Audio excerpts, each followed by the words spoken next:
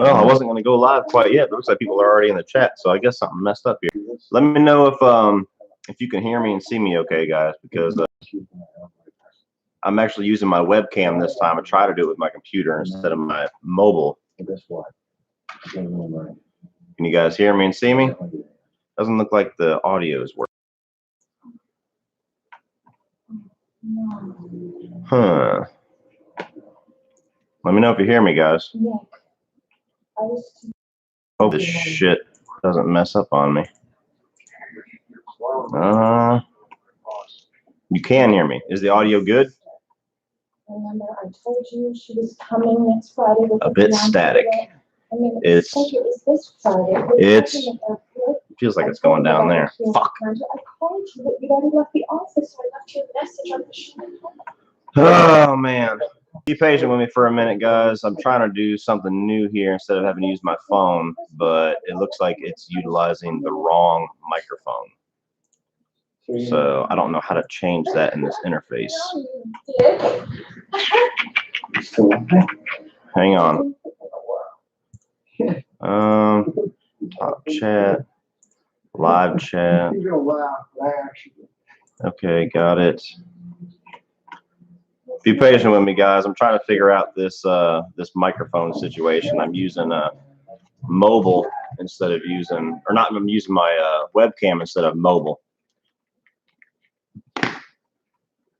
Oh fuck! Come on, YouTube, don't do this to me. It doesn't give me any option whatsoever to change.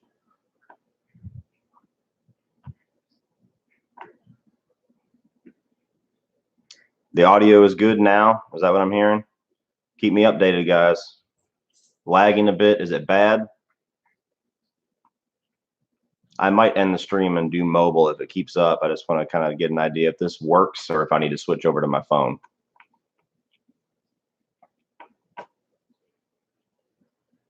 Audio is good.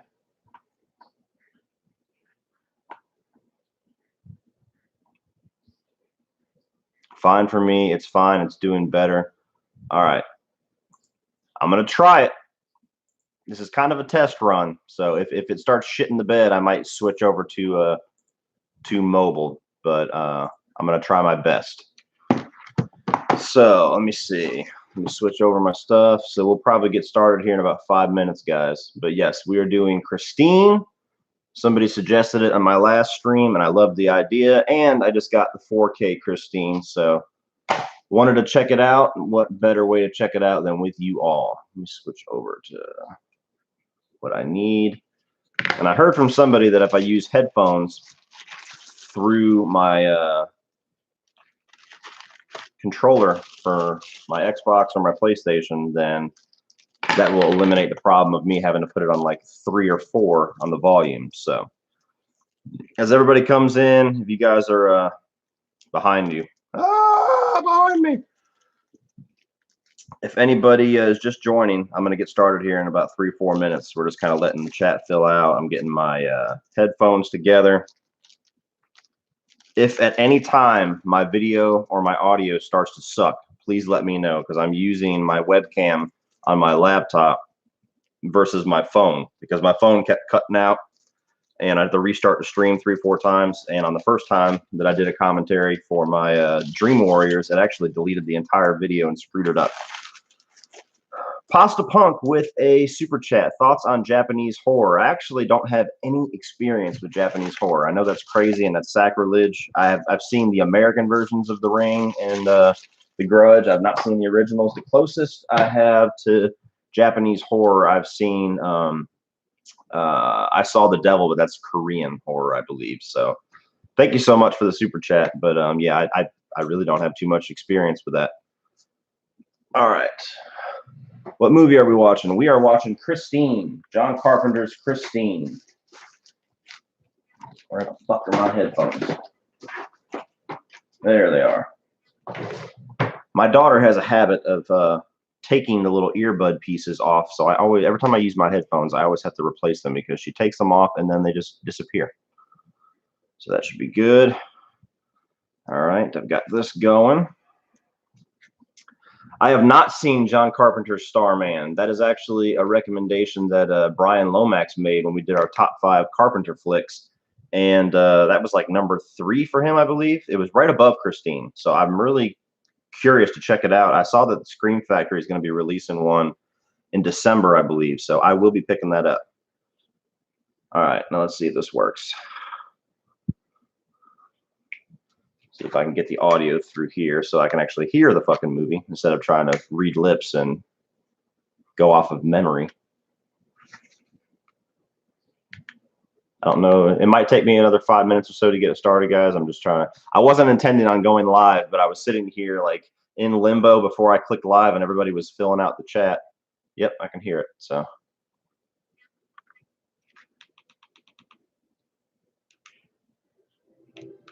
I don't want that to get louder, so we'll turn that down. I can hear it, so awesome. All right. Well, we are ready to go, guys. So, has everybody got their copy of John Carpenter's classic, Christine, queued up? Because we are fucking rolling. In 5, 4, 3, 2, 1. Play. I love this fucking movie. Let me just go ahead and start off by saying that. Also, if you guys are new to my commentaries, towards the end, or actually after the movie is over, I will save about 15 minutes for like random questions. But while the stream is going, while we're actually watching the movie, try to keep the questions Christine or at least John Carpenter related. It's been very difficult trying to keep the movie commentaries to feel like a commentary. It always ends up feeling like a Q&A because I get like Friday the 13th questions and questions on Chucky and, you know, all that kind of stuff while I'm watching the movie. So I'm going to be talking about the movie, my memories of it, what I like about certain scenes, my favorite stuff. And you guys do the same. And any questions, just try to keep them somewhat related to the movie. That way the video actually has a little bit of a flow. There's not just a Q&A while I'm watching a movie. You know what I mean? So from Polar Film, here we go. Now, this was actually on our top 5 John Carpenter flicks. This was my number 3. I grew up watching this movie. My dad introduced me to it. It's always been a favorite of mine. I love so much about this movie. I actually, whenever leading up to John Carpenter, Stephen King's It, the remake last year, I reviewed 2 Stephen King movies, kind of getting ready for it. And I did Pet Sematary, which is my favorite Stephen King adaptation. And I did this, which I love. So how many of you guys love Christine? Are you just lukewarm on it? Do you want to see a remake of Christine? What are your thoughts on it? Never watched the movie. Is it worth it? Absolutely. Especially now that we have the 4K out. I just bought this. It was $20, and I'm actually genuinely shocked that they made a 4K of Christine because it's not a movie that John Carpenter is necessarily known for. Like, fans of John Carpenter know of it, and fans of horror know of it, but it shocked me that we had a 4K of Christine before we had one of Halloween, before we had one of like Escape from New York and movies like that. So, but hell, I'll take it. Bad the bone to dan. Side note: have any of you ever tried to do the bad shit? It is fucking really hard. 28 years of trying to do that, and I still can't do it. Bad. That's about as close as I can get. But we got the assembly line here, the creation of Christine, the birth of the evil. What do I think of the candy red color on Christine? I love it. It's iconic. I actually passed a car on the highway about 4 or 5 years ago that was the same exact model, same make, had the same paint job to a degree. It wasn't quite mint condition. It was pretty close. It wasn't quite as shiny as like mint condition cars are when people like keep them under a tarp unless they're driving to the gas station. But his license plate actually said Christine, so it was pretty awesome. What car should be used for a remake? This car, this Plymouth Fury. They should never change the make or the model of Christine. It needs to be this.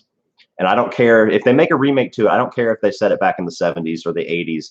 They can do a modern day version of it, but it needs to be that Plymouth Fury. I don't like furry. The Plymouth Fury. George Thorogood rocks. Bad. This and Terminator 2. I always, when I watch the movie, I always keep trying. One day I'm going to nail it and be like, yes! This is much easier. Shout out to Cecil Laird from The Horror Show. Thank you so much for giving me this tip about putting the headphones into the controller, because it's always so much more enjoyable if I can hear the movie. I can watch a movie and I can tell exactly what's going on with having the volume low, because if YouTube picks up the audio of the movie, they'll fucking can your shit immediately. But this is so much better. So shout out to Cecil, guys.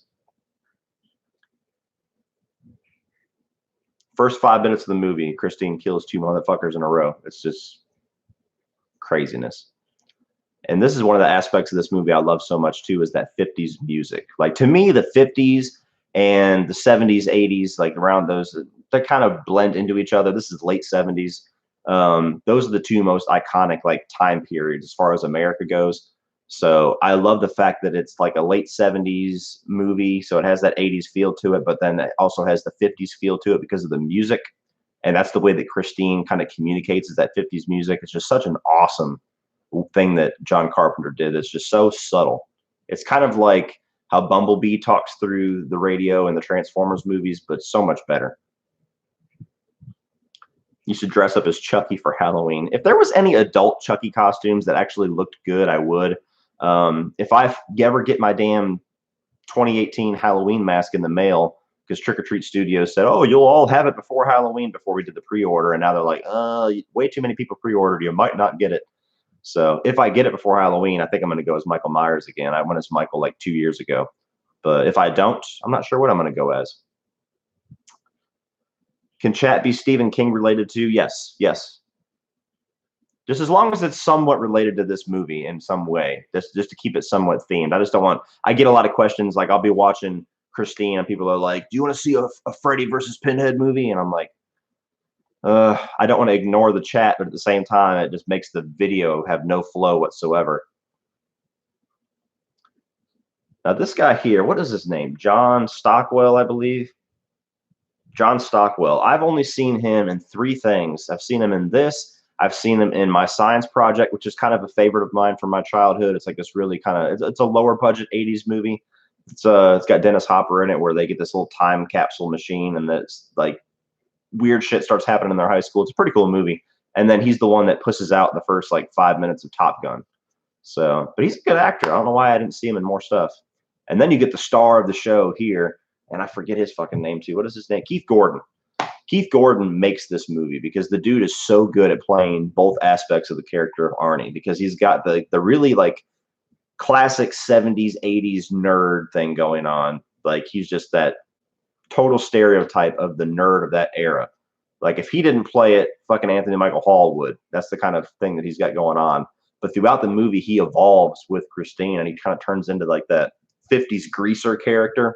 And he has a very dark and sadistic side to him that starts coming out, and he just nails both sides of that. And just seeing his deterioration while Christine is kind of, you know, looking better, and he's restoring Christine, is just, it's the thing that sells that symbiotic relationship between man and machine.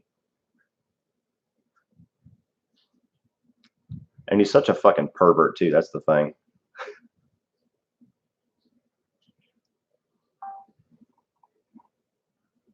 Said fellatio is not in the dictionary. He's playing Scrabble and his mom denied him the points. Classic. Do I love Maximum Overdrive? I've actually never seen it. I don't know if I want to, because it's supposed to be like one of the worst movies ever, but people swear by it like it's this nostalgic so bad that it's a good thing. But if I watch it in 2018, am I going to have that experience with the nostalgia thing? I don't know. So I'm not sure if I want to pull the trigger on the Maximum Overdrive Blu-ray. I know Scream Factory's got one coming out. I might check it out. Favorite John Carpenter film for me is The Thing. I love Halloween. Halloween's number 2, but to me, The Thing is by far the best thing that John Carpenter's ever did. So that's my number 1. John Stockwell directed Into the Blue with Paul Walker and Jessica Alba. I did not know that. That is fascinating, because I actually like that movie. Worst Stephen King movie. The worst ones I haven't seen. Like, a lot of people say Cell, that movie with John Cusack and Samuel L. Yeah, I haven't seen like the really, really bad ones. I've pretty much been lucky and only seen the classics. A lot of people ask what my favorite Carpenter film is. Yep. So The Thing, mystery solved. And we did oh my God. Hold the phone. Kelly Preston just walked into the room. This woman here, I'm not going to lie, is probably the most gorgeous female that has ever existed. Like, that's the one, I even said it in my review. The one aspect of this movie that drives me fucking nuts every time I see it is that he totally blows off Kelly Preston time and time again for, damn, what's her name? I keep having to look up these actors' name. Alexander Paul. When I'm talking, sometimes my fucking memory goes blank. But Alexander Paul, not taking anything away from her. She's a gorgeous girl. She was on Baywatch and everything. But Kelly Preston, man, that is like the 80s goddess. And I refuse to believe any man on this earth would pass her up for anybody. So, like Kelly Preston in Twins with Arnold and Danny DeVito is probably like the most gorgeous female that has ever existed. It is crazy. So now my little Kelly Preston gush thing is over. So now we can talk about other shit again. Would you watch the Five Nights at Freddy's movie? I don't play Five Nights at Freddy's, but try to keep them related to the movie, guys. I know people join in as I talk, but just that's kind of a rule for my commentary is try to keep the questions related to the movie or at least John Carpenter or Stephen King.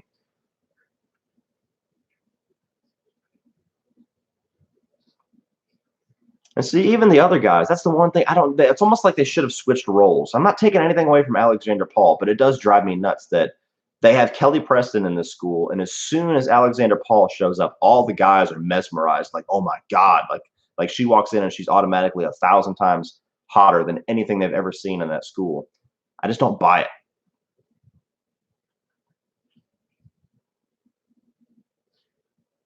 I like the friendship between John Stockwell's character and Keith Gordon's character as well, because it's one of those things where, every high school has that one jock who's a good, like, cool guy. You know what I mean? Not to say that all jocks are bad, but stereotypically you get the jocks. They only want to hang out with the jocks. They prey on all like the weaker guys, and they have their little clique. Everybody else is losers.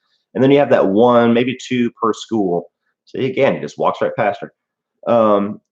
You always have that one or two guys in every class where they're a jock. They might be the captain of the football team or whatever, but they're cool. They have friends that are nerds. They have friends that are in the goth or whatever, and they just they're a good-hearted dude. And I like the fact that they acknowledge that in this movie, because I've seen people like that in real life, and they are, very, very sparing in the stereotypical high school environment. And funny enough, when we lived in Ohio, my dad worked with like this Buddy Raverton. My dad worked with this actor's cousin, because he used to tell me all the time whenever we popped the movie. He's like, "Hey, yeah, the dude at work that I work with. This is actually his cousin." So, not that that means anything. Like, my dad used to work with the random bully on the John Carpenter's Christine's cousin, but kind of a fun fact.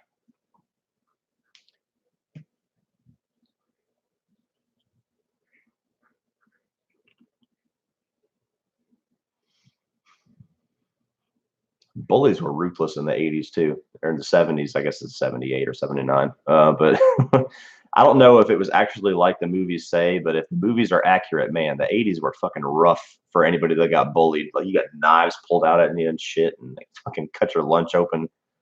Nowadays, the most that they'll fucking do is put a mean comment on your Facebook page.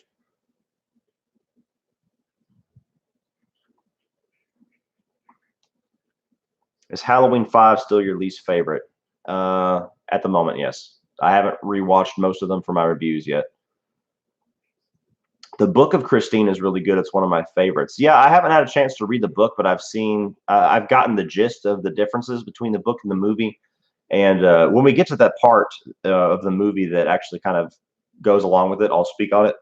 But there's a change they made from the book to the movie that I wish I knew the reason why they changed it. I don't know if it was a creative choice or if it was just one of those things that gets left behind when you translate, book to film.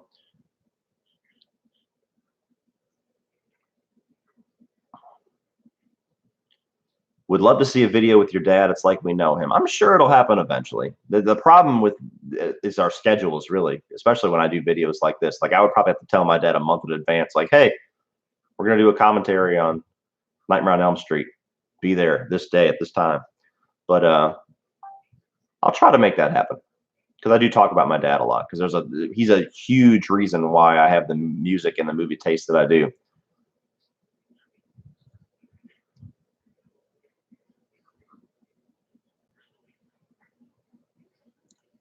Turn out your pockets, buddy.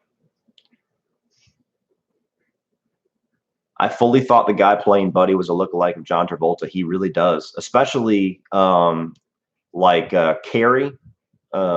He looks almost identical to John Travolta. So yes, if anybody said, "Isn't that John Travolta?" I would not make fun of them.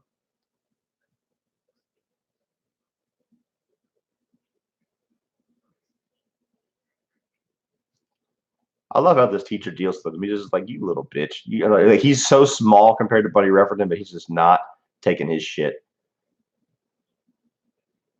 Either turn out your pockets, or I'm going to call the cops.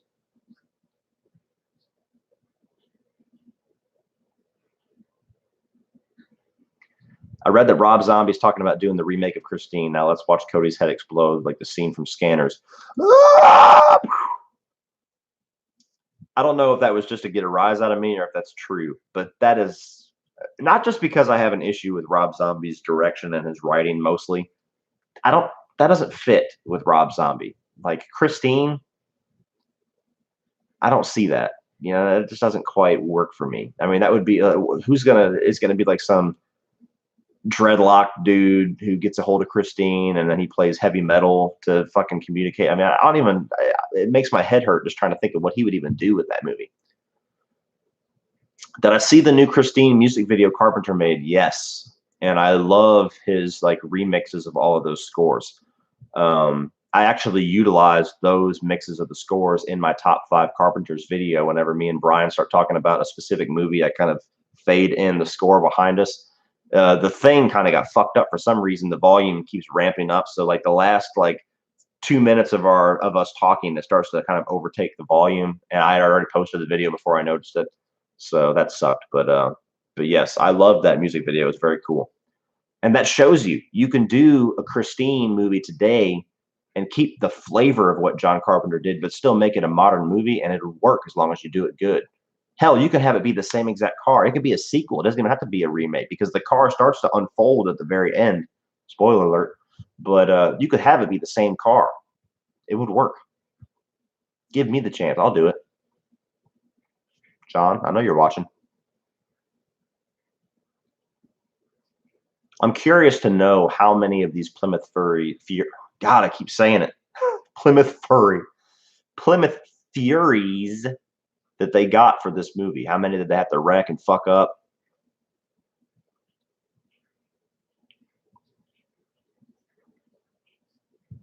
The most fine smell in the world, except maybe for pussy. The horror junkie's either watching this movie with me or he knows it's Christine. Do you think you would survive Christine? Well, hopefully I wouldn't have any reason to run from Arnie, because I'm not a bully, but it's a good question.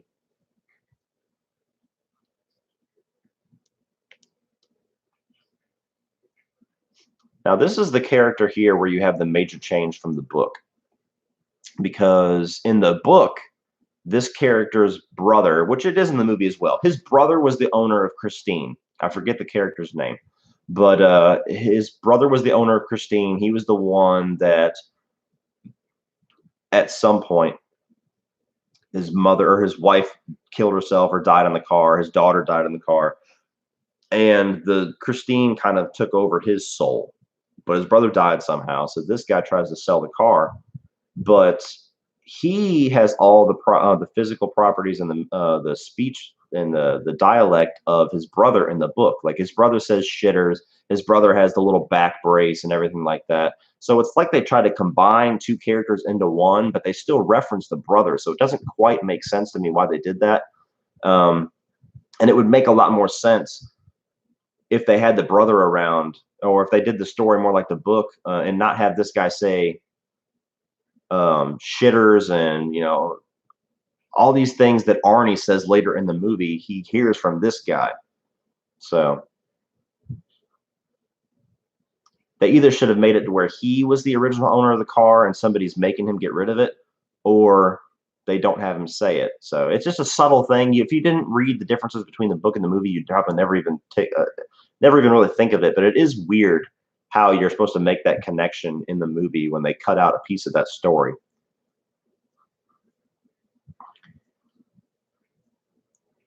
Have I seen Carpenter live with his music tour? No. I don't think he comes anywhere near me. I would love to. I'd go see that in a second, though. A remake of Christine should be like a 99 Mustang. What American car should it be? I would say keep it exactly what it is. The Plymouth Fury. I wouldn't change what it is. Curious. This microphone thing is bugging me. Is it down? No. It looks like I have a volume bar down here, but the thing's never moving. So I don't know if that's the signal. It must be coming from my webcam though. So hopefully we're good. If Rob Zombie directed it, Christine would cuss everyone out before killing them. The gear shift would probably rape someone. You know what? You kid, but you're not far off. It would be out there. That's the old man from Home Alone. Yeah. The shovel killer or whatever they call him. Checkbooks. Remember those days. It's funny when you watch just simple things. Like my kids are never really going to know what a checkbook is. Like technically they give them out, but I mean, does anybody still use a checkbook? Everybody looks online as far as I know.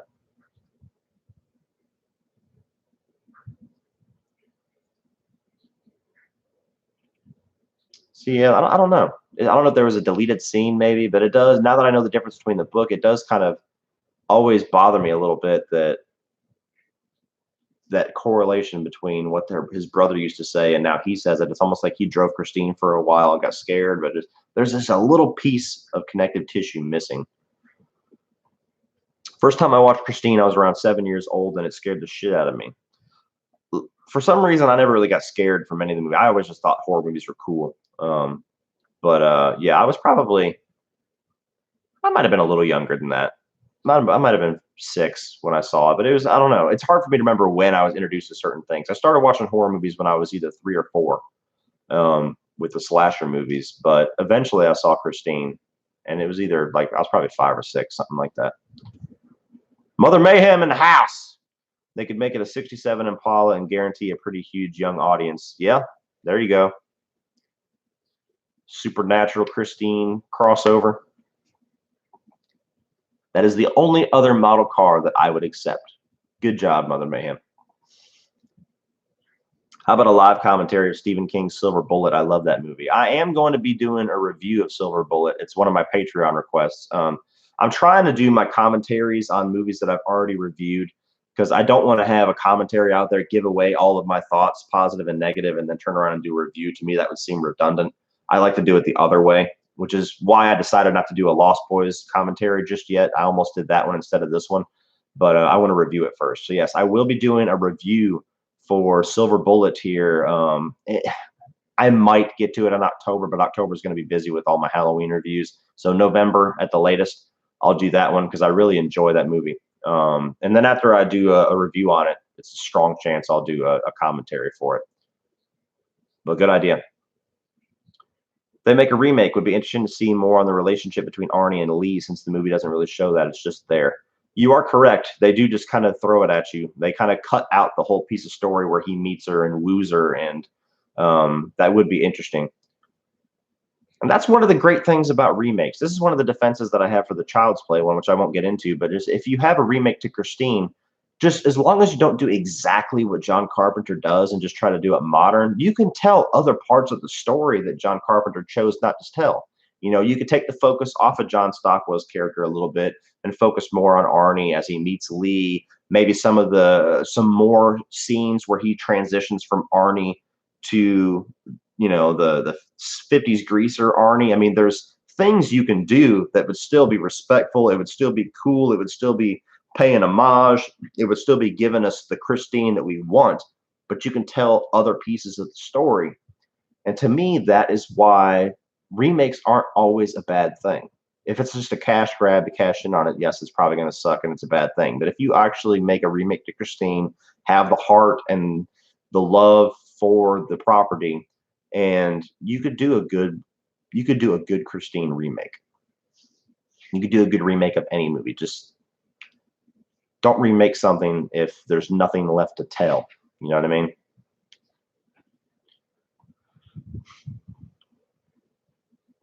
The car was 30 years old then, so do 30 years old car now.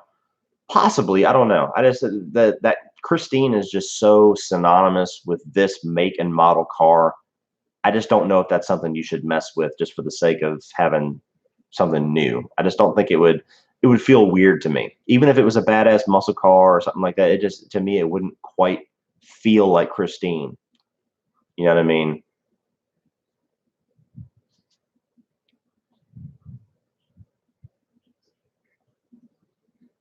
Just making sure my volume is down. That would suck if it was sitting here playing the whole time. I got my headphones in. La la la la la.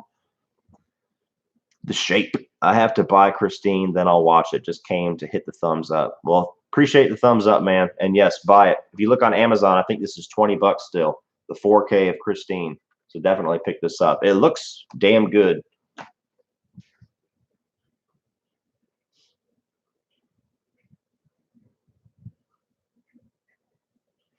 I love this scene where he comes in, he starts customizing, like, you are that fucking thing in here without an exhaust hose, I'll throw you out on your fucking ass. And then they go to John Stockwell, and he's like, sir, those guys are smoking over there. You better go over there and stop them. Just being a smart ass.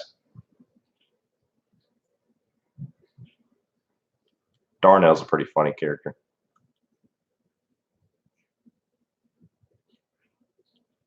I love the scene later on when he gives him a job offer. He's like, I'll even throw in a couple extra bucks. And he's like, well, I need to think about it. Well, don't think about it too long. I'll throw you out on your fucking ass. Near Dark. Yes, that's another one I want to review. I love Near Dark.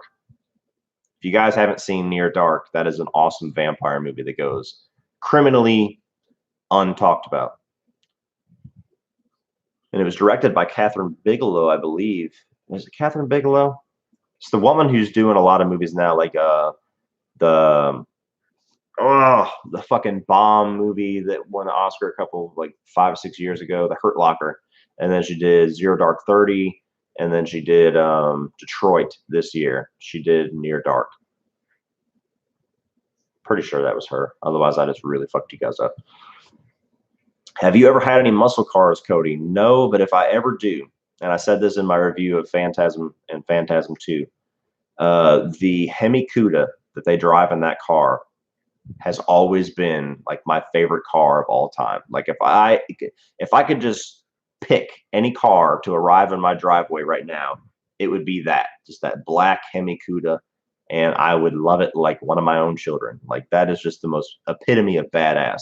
A close second, Mother Mayhem already brought it up, was that 67 Impala from Supernatural. That's a sexy ass car too. But no, I've never had the pleasure of owning a muscle car. 4K, no way. I know. I talked about it earlier. I was very surprised. I have the old one, or the foreign release, because for the longest time you couldn't get Christine, and then Christine and Fright Night out of nowhere had like a foreign release, or they had an American release, but they only made like a couple thousand of them. So like immediately after they went on sale, they were out of stock, and then people were selling them for like 300 bucks. So I bought the foreign release of Christine and Near Dark. So until this 4K came out, that was the one that I was watching Christine on, was this foreign Blu-ray.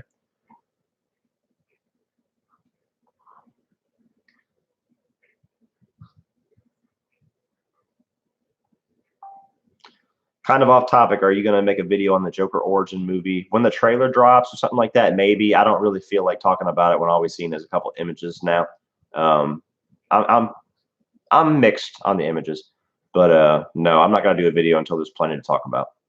The Chucky movie is a little different. I'll be talking about the Chucky remake probably every time they drop news, because I'm getting fed up with everybody's negativity towards it and just wanting it to fail just to copy what everybody else is saying. But that's a video for another day. Have you reviewed? Let me see.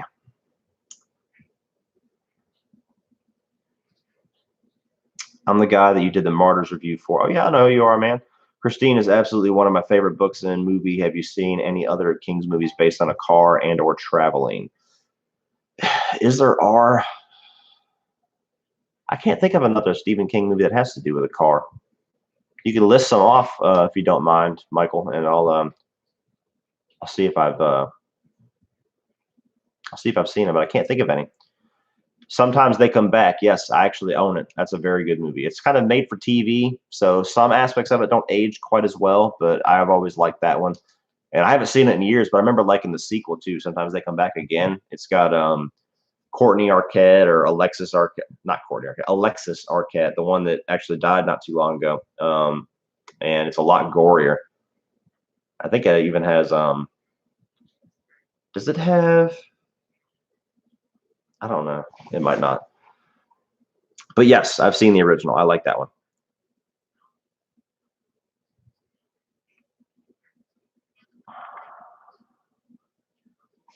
Somebody else was asking about it too. Yeah, that's a good little Stephen King adaptation if you guys haven't seen it. You can pick up the Blu-ray pretty cheap.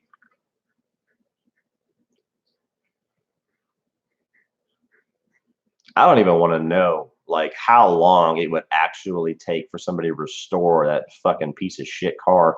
It's all rusted and decrepit. I know it's a movie, but like if there's any car experts in the chat, how long is it even possible to bring back a car that's that far gone? Please review Phantasm 3 and 4. We will be. We're just taking our time with the Phantasm series, guys. We're not in any rush. So whenever me and Lee decide, we're just like, hey, you want to do Phantasm 3 this weekend? Sure. So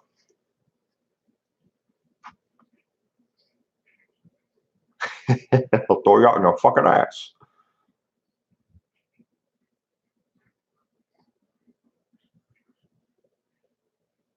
I think there's a subplot in the book too with a lot of Darnell's dealings. Like he's kind of into some bad shit. That's a subplot that makes sense to cut because there's no reason to focus more on Darnell than they do. Him just kind of making runs for him. Let me see. If you got the money, you can do anything. As long as the skeleton is in decent shape, you can rebuild anything, says Mother Mayhem. It must be true then. Yeah, I'm not well versed in automobiles at all. I wish I was. That's the one aspect of education that I kind of missed. And it would make life a lot easier to know when a fucking rattling noise happens, what part of the car needs to be fixed, and to be able to pull it in your driveway and fix it yourself. But there's that 50s music. I love the soundtrack to this movie. It's one of those soundtracks where it's like, not like I recognize specific songs. There's some of them that I do, but the soundtrack totally fits the themes of the movie, fits the tone of the movie, and it kind of enhances everything around it. That's what a good soundtrack should do. Here we are again. Kelly Preston, and the camera just fades right past her to look at Alexandra Paul. Don't get it. Don't get it at all. It annoys the piss out of me every time I watch this movie.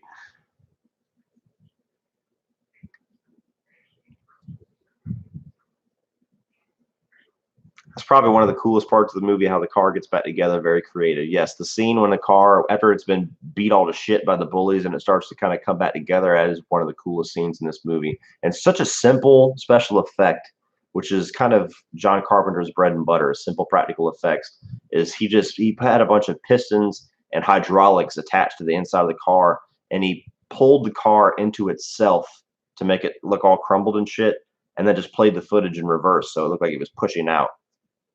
So that's how you got that whole transformation scene.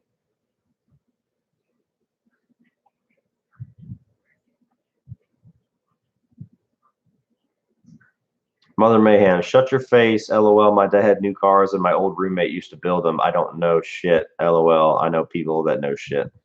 It's not what you know, it's who you know, right?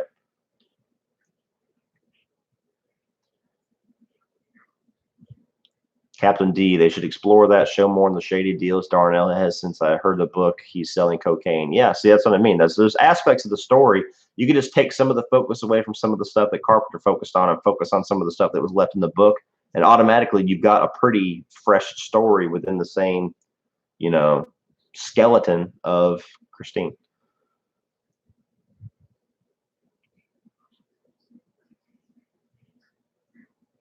Gamer Guys reviews. Yo, guys, what's up? Interviewed Lee McCoy today. Will go up later in October. A lot of fun to do. Keith Gordon's a good actor, but better director. He directed episodes of Mad Men and Fargo. That's interesting. I didn't know that. The first season of Fargo is awesome. I haven't seen any of the other seasons. I've heard season 2 is better. I bought it and it just kind of lost track of time and never got a chance to watch it.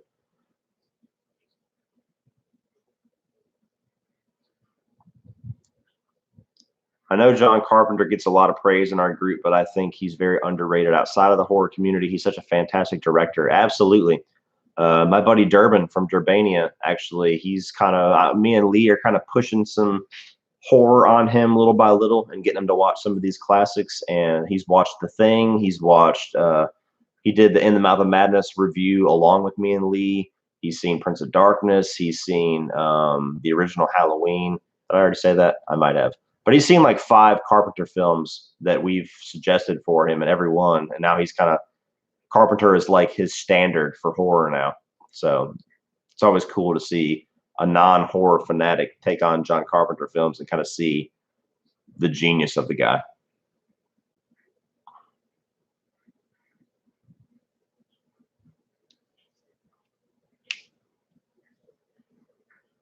Amstel 54. Lee is a cool dude. Lee is a cool dude. Lee is cool. He's the epitome of cool. Lee, are you watching? Because you're cool, man. Especially if you're watching. All right.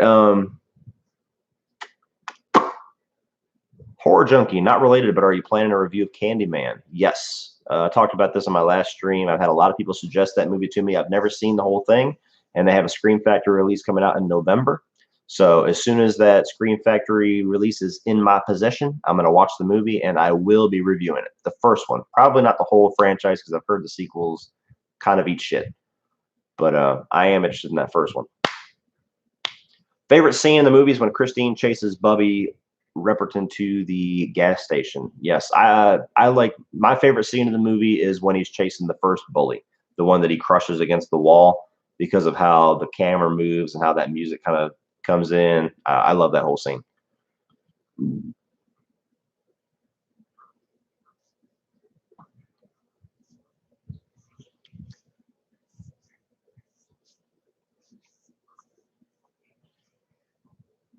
It's rough watching the parents too as they see Arnie's transformation.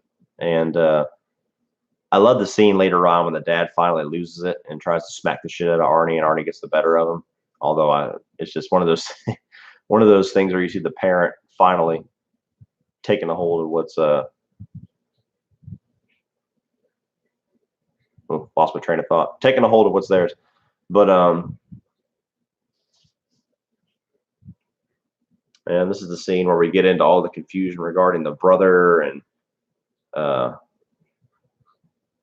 how he died, why he was selling Christine.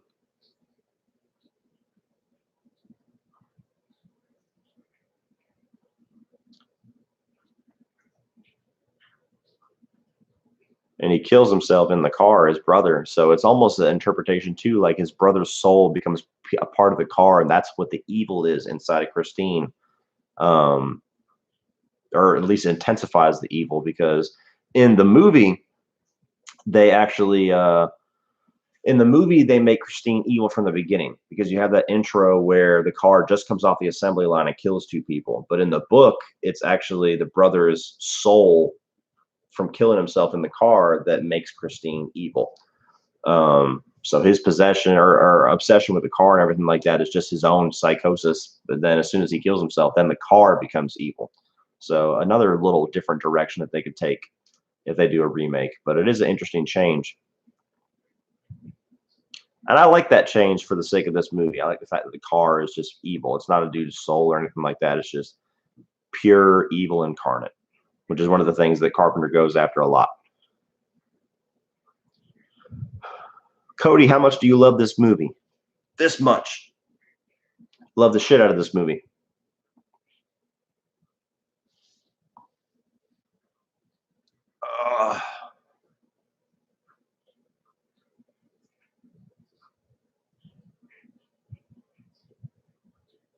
Arnie's one of those characters you sympathize with at first, but after he gets the car, he becomes a big old jerk, even more so than Buddy. Yes, exactly. And that's one of the things that is so great about Keith Gordon's performance, because that whole thing about Arnie's transformation, that's all because of him. That's all because of how he plays the character.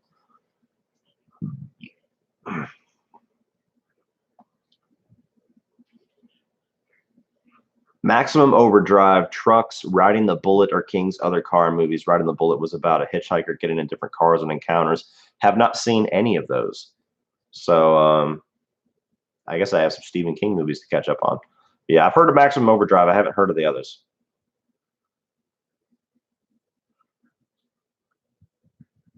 In GTA 5, I stole a white car that looked a lot like Christine and took it to the shop and made it look more accurate and painted it red. That's pretty awesome.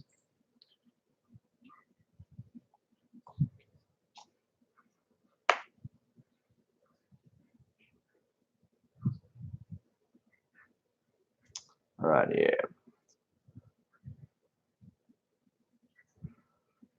Do you plan on watching Hellfest? Yes. I'll be watching and reviewing that one.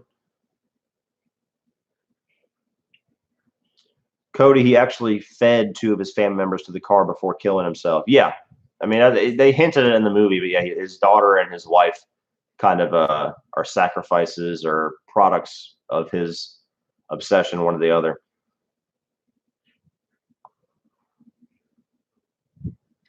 Good night, Ninja Assassin.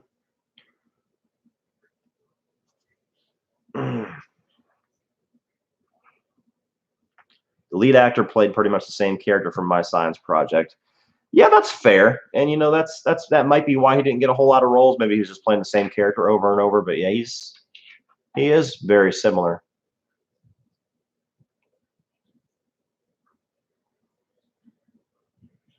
And here's the first time we see Arnie pulling up with the pristine Christine. And everybody's like, what the fuck? Especially John Stockwell. He's like, holy shit. And then he gets out of the car with Lee. Like, what the fuck has been going on with Arnie?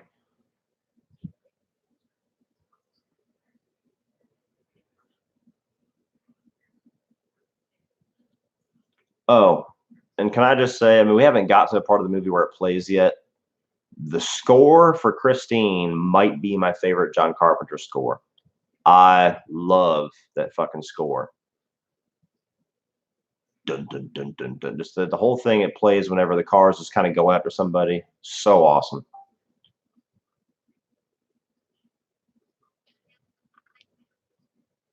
Cody, what's your favorite scene in Christine? Whenever Christine goes, or Christine and Arnie, depending on what you choose to believe, goes to kill the heavy set bully.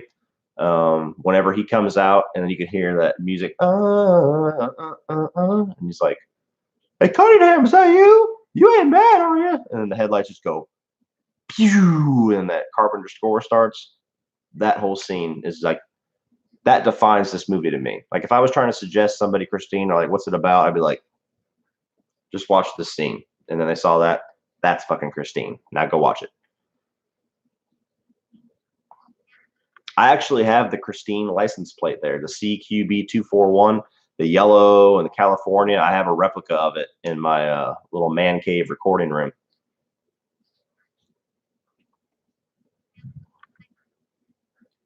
Did you know that the film went into production before the book was even published? I did not know that.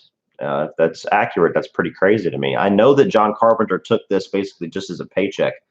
He had made The Thing previous to this, and if you don't know, the critics and a lot of people in the 80s, when the Thing came out, trashed it.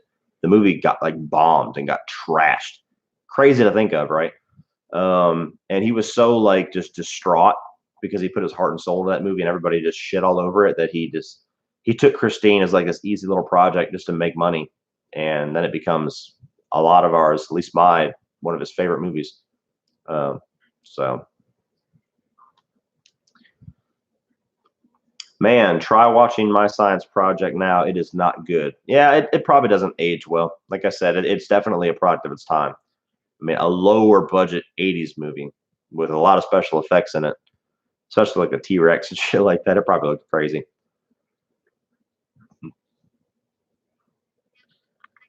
This is a very underrated movie. I agree. Can you guys spam the dark half for me so he will say something about it? You don't have to spam it. I don't know anything about it. That's why I haven't said anything. I don't know what the dark half is. I've never seen it. Mother Mayhem, easy, good times. I'll tell him. No need to spam. See? There you go. Mother Mayhem's got you. But no, I've never seen it. Did you ever play the video game The Thing? Was back on PS2 days and was decent. Yes, I played it for like an hour or so, and then I kind of lost interest in it. I remember the very first transformation when somebody turns into the Thing monster, but I remember just not getting into it for some reason. But I do remember it.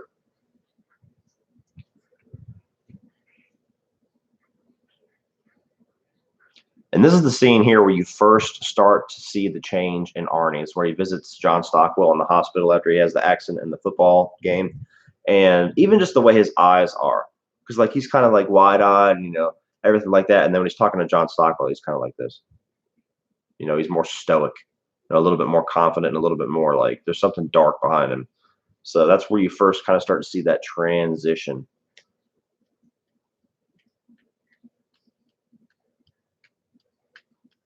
Now we have the great drive-in scene.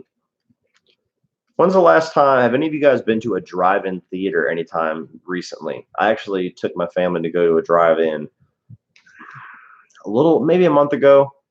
We went to go see The Meg and Mission Impossible Fallout. They've got a drive-in about an hour from here in Jessup, Georgia, and it's 50s themed.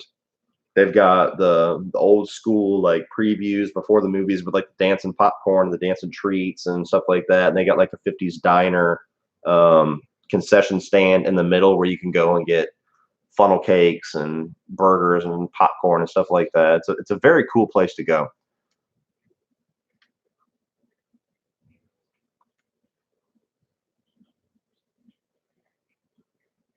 See, they're making out. They're making out. Alexander Paul's got her hand all over his dick, rubbing the shit out of it. And then she tells him, I can't. I'm sorry. I just can't. Well, bitch, you're the one making the moves.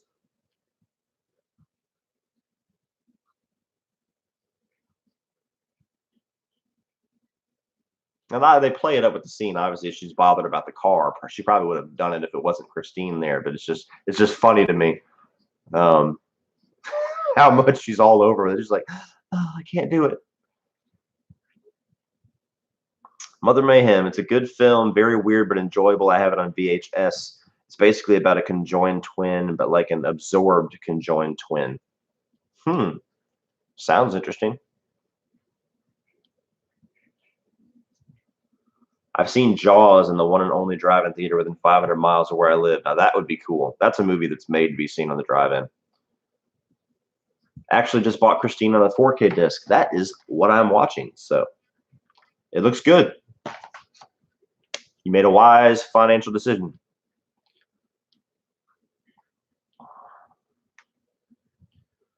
There's 2 drive-ins in my state, about 2 hours away. Yeah, there's one west of me in Jessup, and then there's one north of me in South Carolina. So they're about equal distance. I haven't been to the one in South Carolina yet. I'm too addicted to the 50s setting of this one. I don't know if I like the other one because that 50s thing is part of why I love it so much.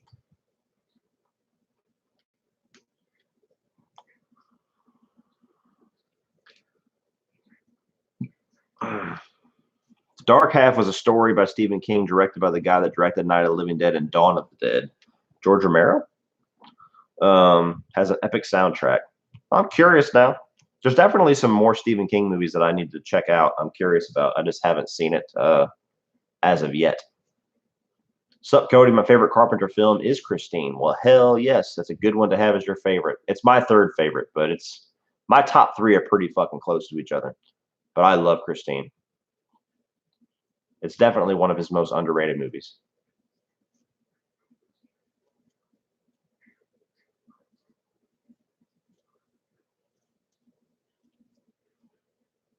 I will say, though, it does suck. Obviously, they didn't go to the drive-in to watch the movie. They went there to fuck around. But it does suck thinking about going to a drive-in where it's fucking pouring down rain. I mean, your fucking windshield wipers are going the whole time. Oh yeah, I got this. Picked it up off the floor. The windshield wipers are going the whole time. You got the rain that's distorting your view of the fucking screen and everything.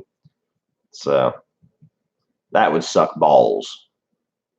Of course, in the 70s, I guess you don't really care because the drive-in's like the shit.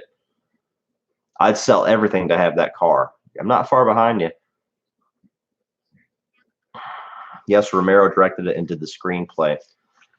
See, that's the thing. I haven't really seen a Romero film that's blown me away yet. I know that's sacrilege to say, but I'm just not a big Romero guy, so I don't know if I'd like it or not. But I am curious about it. Christine was on my 31 Days of Halloween schedule this year. That's a good one. I might actually put this in my 31 Days of October video for Lee. Have I seen Secret Window? It's my favorite Stephen King movie. I have seen, yes, Johnny Depp. I have seen it. It's decent. It's a decent little movie. I'm not a big Johnny Depp guy. Go wait in the car. Yes, ma'am.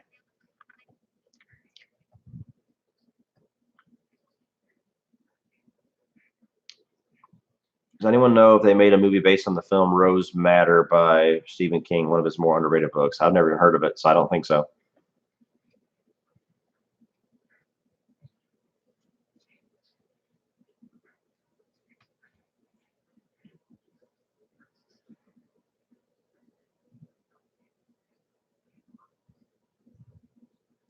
Now we're at the scene where Alexander Paul is more or less pleading with Arnie that she does not like Christine, that she's not going to be around Christine anymore. She feels like the car's watching her, everything like that.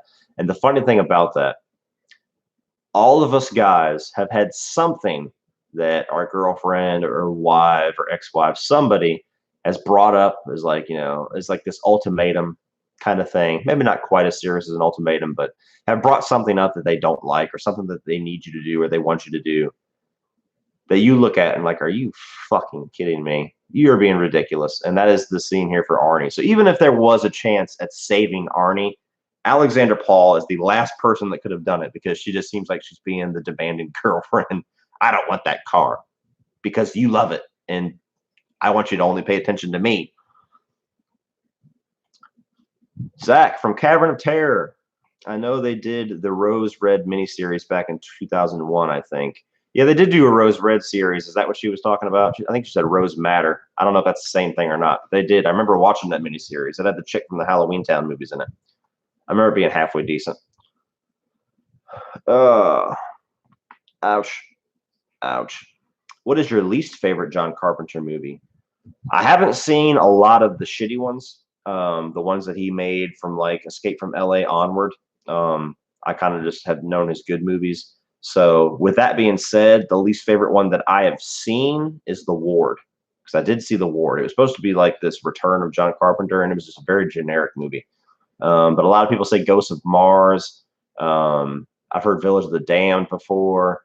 He's got a small handful of movies that you could kind of take your pick on worst, but I've only seen one that I genuinely didn't like, and that's The Ward. Mother Mayhem, all right, you bad mouth Romero, I'm out, although I'm tired and just need an excuse to go to bed. Fuck you, Cody Leach. Mic drop. Now I can go to bed too. I can't go to bed until Mother Mayhem sings me to sleep with telling me to fuck myself. So this is how we show love, people. Good night, Lindsay. May all of your dreams come true. Do you the Ward's supposed to be really bad? I mean, it wasn't horrible. It was just incredibly generic. Like if it had just been random director A making a movie for direct-to-video, I wouldn't have thought twice. But because it said John Carpenter, it was like, ooh, this is bad for a John Carpenter movie. That's true. As mentioned before, her character is annoying. Just feel like the demanding girlfriend in the movie tries to make her the perfect girl to date, but it's the other way around. Yeah, and that's the thing is it's funny how that works.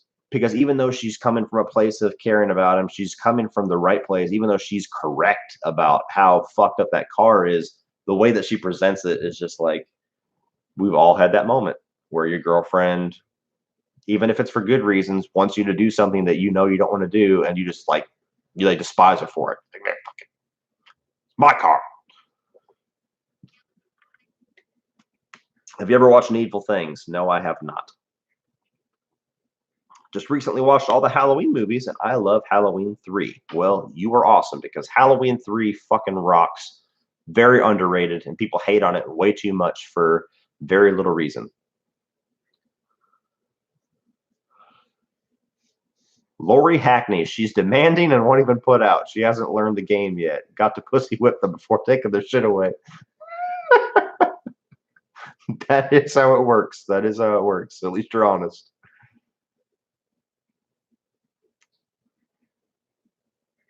Oh, man. That's fucking funny. Holly, if you're watching, do you do that? Just need you to do one little thing for me. No, I don't want to do it. Wait, whoa, what are you doing?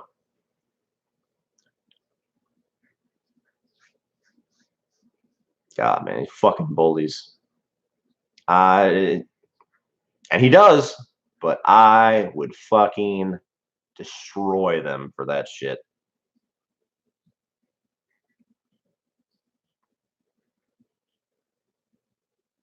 Oh, man, destroying that beautiful car. Oh, I can't watch. They fuck that thing up. There's not a single inch of that car they don't fuck up.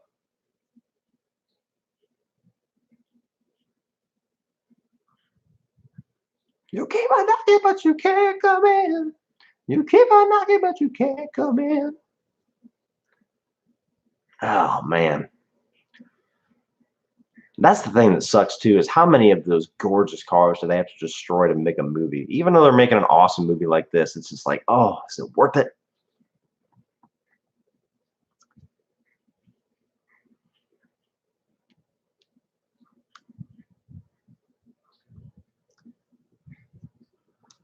Are they ever going to make another one of these movies, and what filmmaker do you think it should be? I don't really have anybody in mind, but it needs to be a filmmaker who loves both the book and this John Carpenter film, but has a idea to do something different. I don't want them to pay too much homage and it just feel like a modern rehash of what John Carpenter did. I don't want it to be somebody that doesn't know shit about Christine and they have these wild ideas that they go with and it ends up being generic and weird. It's got to be that perfect mix.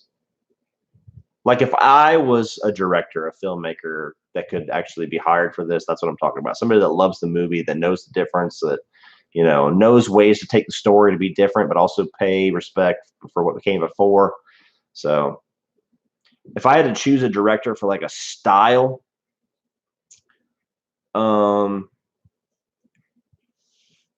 this might sound weird, but if I just had to pick a director out of the hat, I would think it would be interesting to see what Nicholas Winding Refn could do with the Christine movie. He's got a very strange, slow burn, eerie style, which could be different for this movie. He's fantastic at directing car scenes. He showed that in Drive. I haven't loved a movie he's done since Drive, but there's things about the way that guy directs a movie that I think would be very interesting style for a Christine movie. Like some of the more creepier scenes in The Neon Demon, and the way that he kind of paints that girl is kind of changing. He can do the same thing with Arnie.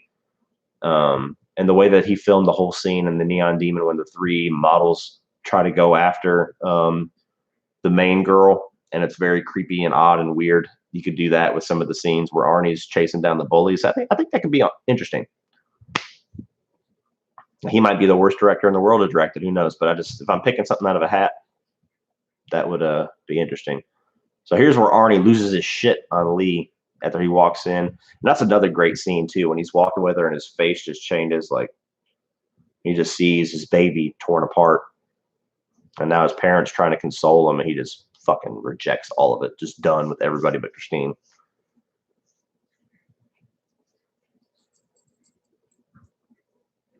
Zach from Cavern of Terror says Del Toro. I don't know about Del Toro. Yeah, like I think somebody already said, yeah, Captain D is more fantasy horror. I would agree with that. He's somebody that does a lot more things like with practical effects and creatures and stuff like that. I don't know if he would do something as simple as a car movie, but I wouldn't be mad if they announced him because I mean Del Toro is cool, but that would be a strange fit, I think.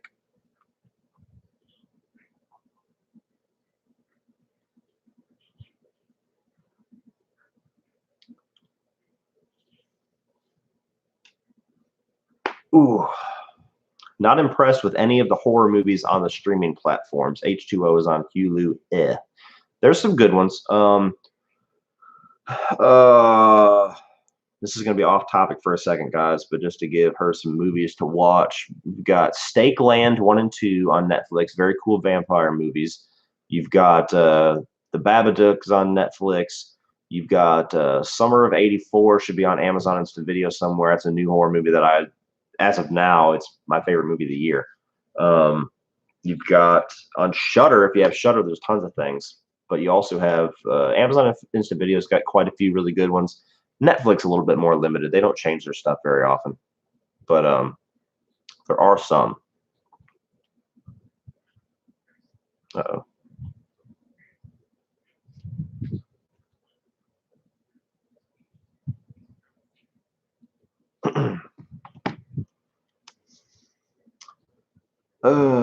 I'm actually watching the movie in my mind because I have the whole film memorized. I'm with you. I could probably watch a commentary too and follow along with a movie like this. I've seen this movie so many times.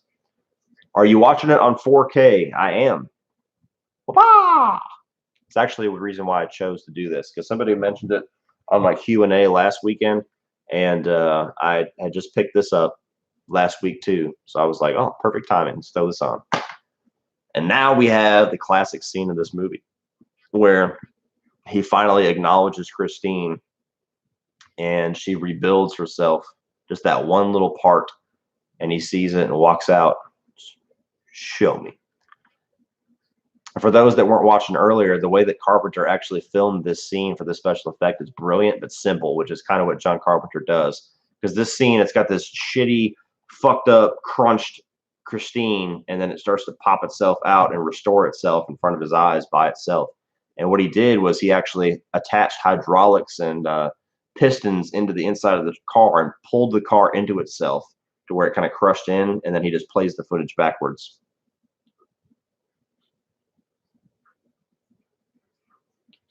I love the music they play in this too, kind of like that sexy, like detective noir sound with like tremolo guitar and all that kind of stuff.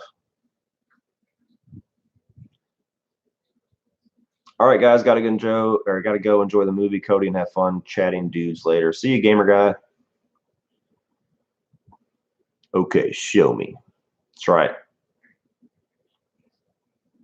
Such an awesome scene, such a great effect. And this is the other scene. Like if I was still trying to convince somebody to watch Christine, I would show them this scene and be like, hey, here you go. And now we have my favorite scene coming up. Yeah.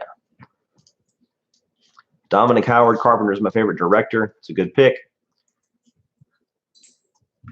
There's a lot of bonus features in the 4K Christine. Is there? Special features, deleted scenes, commentary with John Carpenter and Keith Gordon. That would be interesting. Christine Ignition, Christine Fast and Furious, Christine Finish Line. Yeah. Might have to check some of those out. Mayhem is a good movie. Yes, that's another one to stream. That's a very cool one. It's a much better version of the Belko Experiment.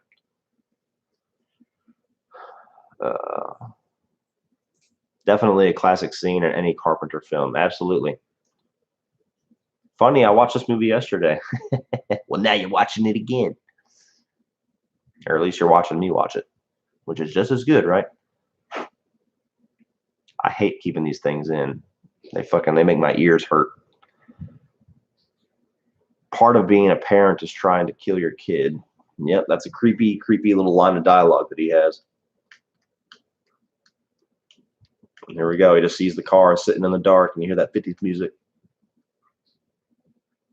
Hey, cut it out.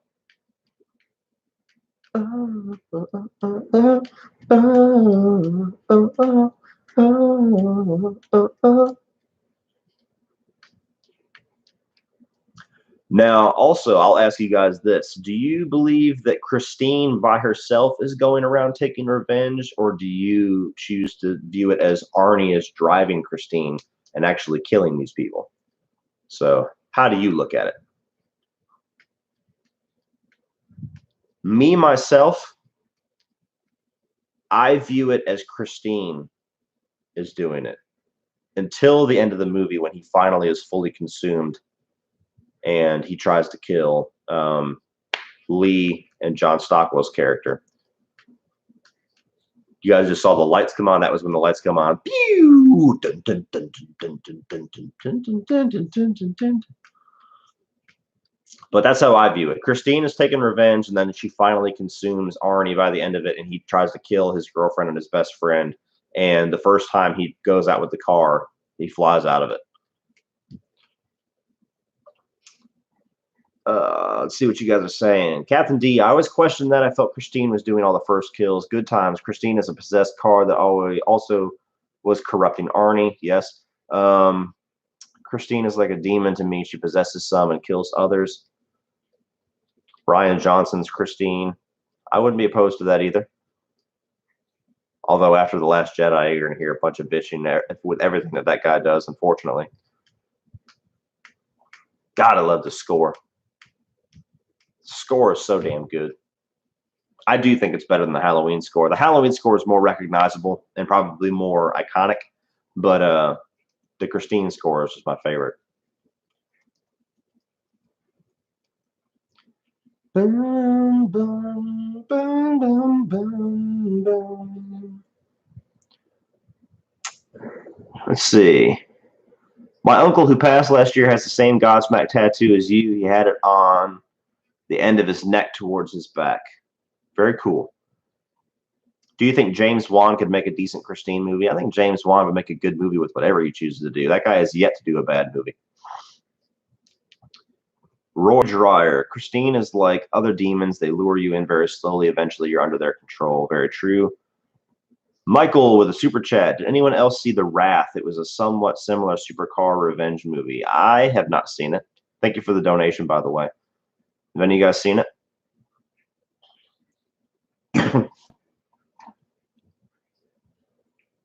Jesse the Slasher. Cody, it's definitely Christine doing it. I tend to agree.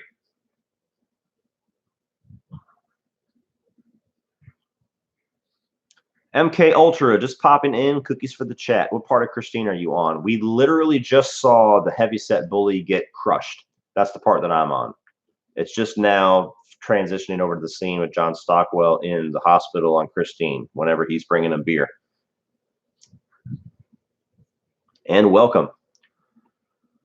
Sky 2002 Phantasm has the best score, no competition. I love the Phantasm score too. I'm not saying Christine's my favorite score of all time, just my favorite Carpenter score. Horror Junkie, I love how Arnie responded to the cop when he said they had to scrap Moochie's remains with a shovel, and he's like, isn't that what you're supposed to do with shit? Scrape it up with a little shovel? Yes. And that one line is what keeps him a suspect, I think, because the guy's just like, God, this fucking kid is dark.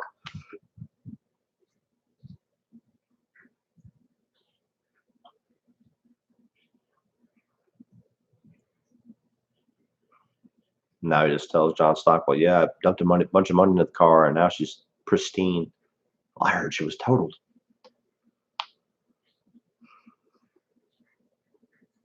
The Jonah Hill looking creep just died. Jonah Hill would play that guy.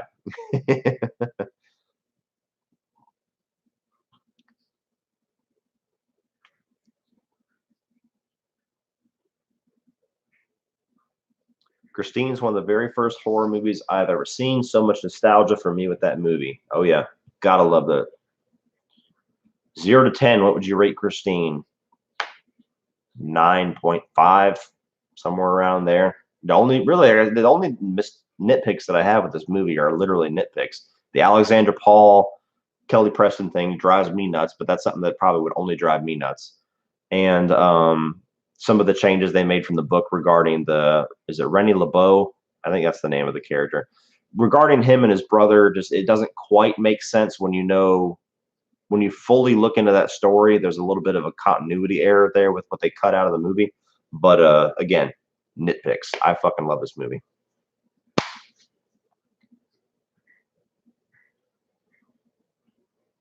Here comes the detective. It's the scene you were just talking about there.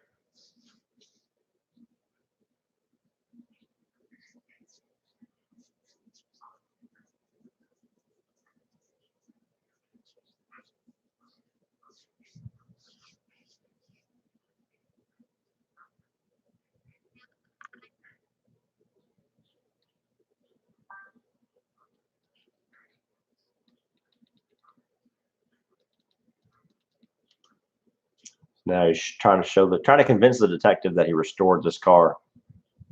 So, yeah, this paint doesn't quite match here. It's a little hole here, and he's like, "No, I don't see it. It's damn good work."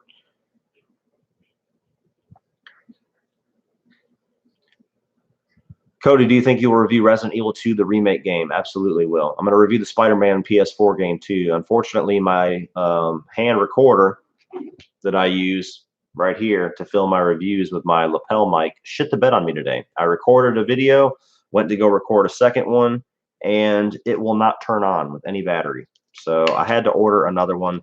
Spend $130 fucking dollars on a piece of equipment that I already have. It's only a year old. So I cannot record any reviews until Tuesday, when I'm supposed to get this in the mail, the new one. So that's another reason why I'm doing this live stream, is because I can't record.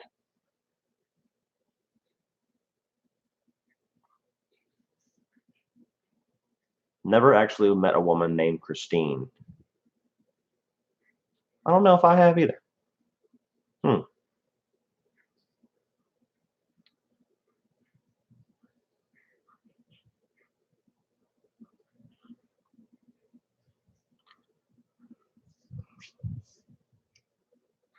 I could direct any Stephen King adaptation, it would be Christine or The Stand. Both great bodies of work for a film to be done more like the book. It's good picks.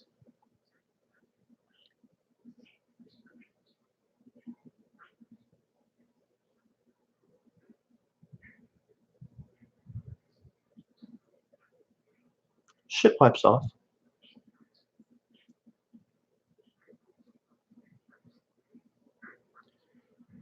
And these are the scenes too that kind of make you question whether or not Arnie was in the car or not, because like when he hears about these kids that fucked his car up getting killed one by one,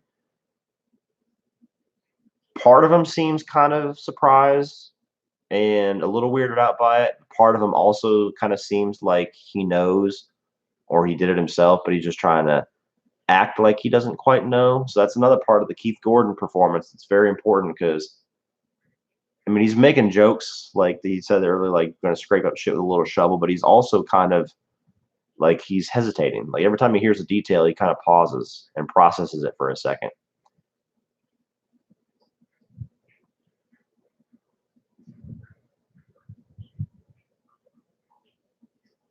Do you think we're going to do any horror video game reviews during October? October is going to be pretty stacked for me with Halloween, so probably not. I don't really know of any horror games that I'm going to be playing recently or soon anyway. Once I'm get the platinum trophy on Spider-Man PS4, which I only have 2 more trophies to go, I'm going to be immediately switching over to Shadow of the Tomb Raider. I got that last weekend and I haven't played it at all because I've been trying to finish Spider-Man, which is incredible, by the way, if you haven't bought it yet. And here's another very important scene for the character of Arnie and his transformation when he just loses his shit on Lee. You've had it, right? It's over. Well, fuck you, bitch. Then he immediately picks up the phone. It always cracks me up in movies with the old school phones. Like when you put the phone down, the fucking call is done. But you always see people that like lose their shit and they slam the phone down and they walk away. Then they come back, they pick the phone back up as if like maybe the mechanism failed. I'm like, hello, are you there? Like, I don't know if anybody's ever done that in real life where you go, that's like hitting the end button on your cell phone, going and putting your cell phone down and then coming back, hello.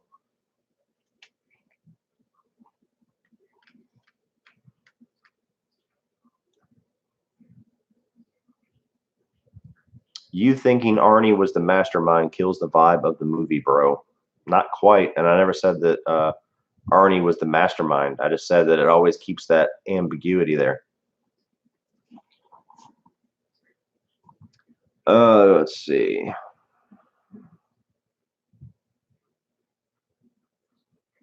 As good as the movie is, I blame movies like this for causing oddities, like that one guy on My Strange Addiction who fell in love with his car. That's a little creepy.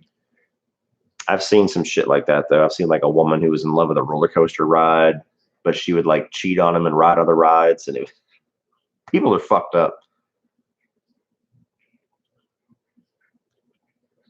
Now we got that great scene coming up where he's about to chase Buddy Repperton. Never be your beast of burden.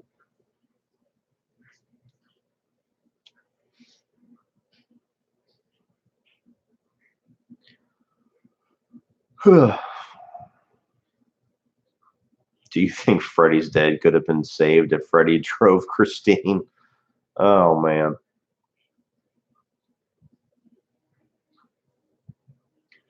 Are you excited about Halloween 3 Season of the Nips? It's definitely going to be cool because all of us are going to be talking about the new movie. We'll have all seen it by then, probably once or twice.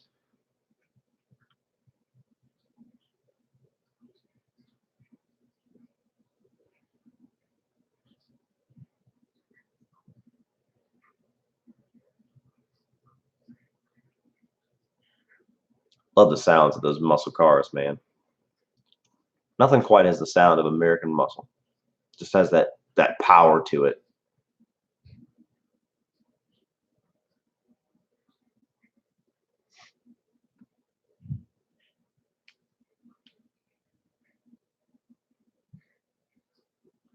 Come on, Brick, we're not finished yet.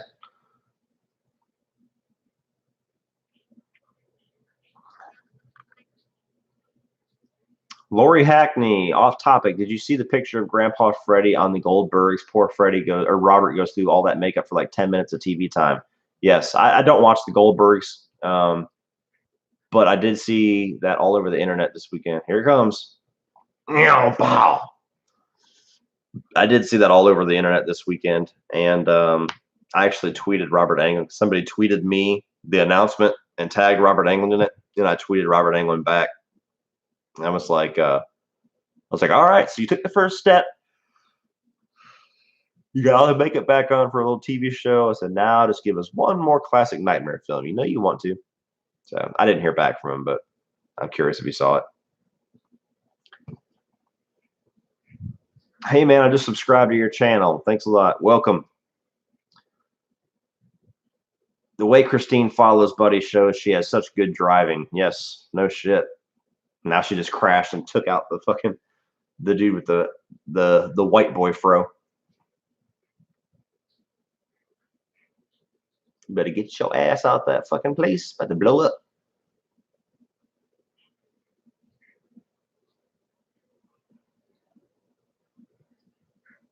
I love that. He looks down and sees gas on his fucking feet and then looks over and sees some fire and just goes, ah! Then it blows up. And the effect of Christine driving on fire is pretty fucking awesome.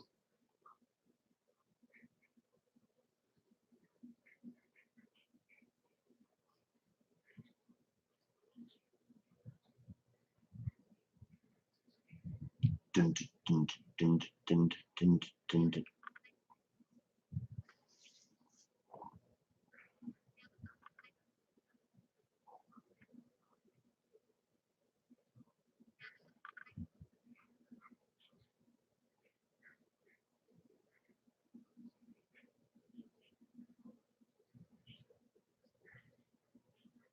How do you feel about John Carpenter's The Fog? I love it. I love it as well. Very good ghost movie. Another great score. That's definitely one of his better movies.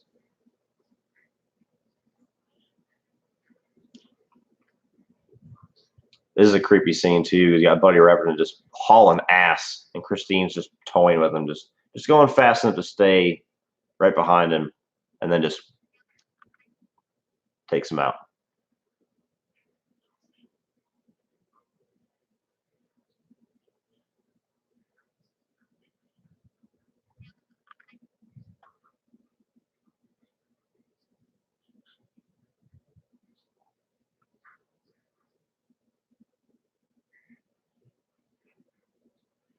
The way that Arnie talks about love with Dennis in the car is so dark, weird, but true in a way. It is. It's a very good scene. That's what I actually use clips of that scene in my review when I'm talking about Keith Gordon's performance, because it's a very eerie set of dialogue that they have.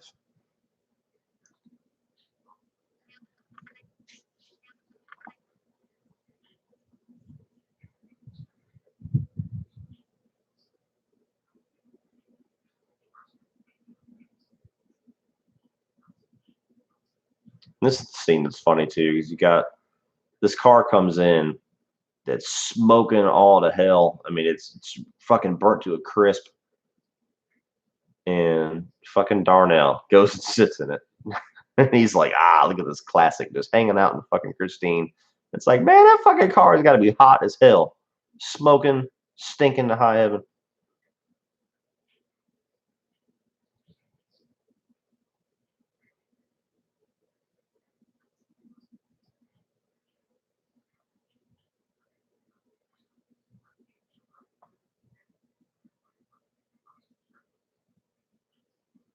Brandon Lowry, hey man, review John Carpenter's Vampires. Eventually I will, because I actually love that movie.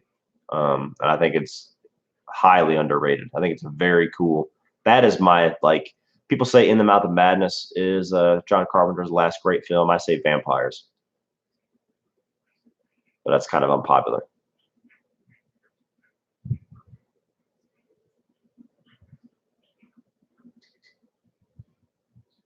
I love the score when Christine is burning and slowly approaching Buddy in the dark. Yep.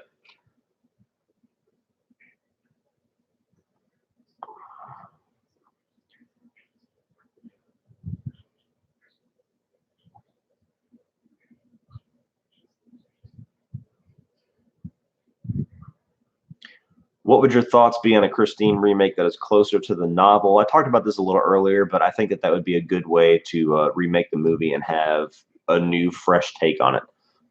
Because there's things that they leave out of the novel, like some of Darnell's dealings, like the whole thing with Ronnie LeBeau, like the car not actually being made evil, but it actually becomes evil through what LeBeau does, killing himself, offering his family to it, and everything like that.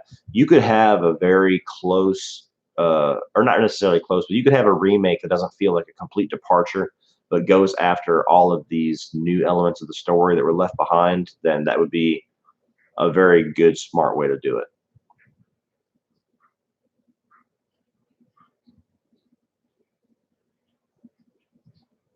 This is, it just cracks me up. Like, he can't even open the fucking door without grabbing a rag because it's so hot, but he's gonna climb inside of it.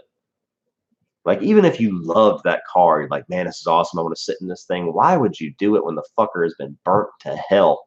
Like, just thinking about if I sat down and this fucking seat is gonna melt into my ass. Like, what is his thought process here when he sits down and smiles? Like, yeah, I'm in Christine, bitch.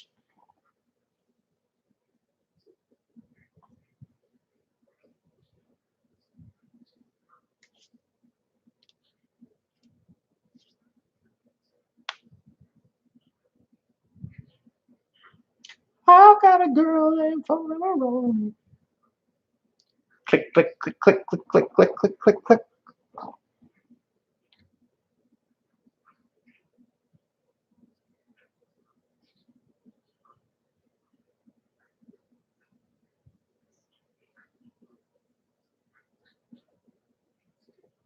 See you, Darnell.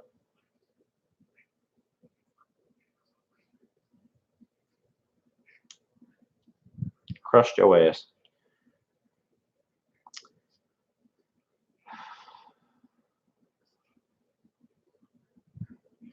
Power Up Productions, hell yeah, Christine time, absolutely. If you're just joining me, man, like I've already been talking about it, but we just got to the scene where Darnell dies, so we're moving into the third act.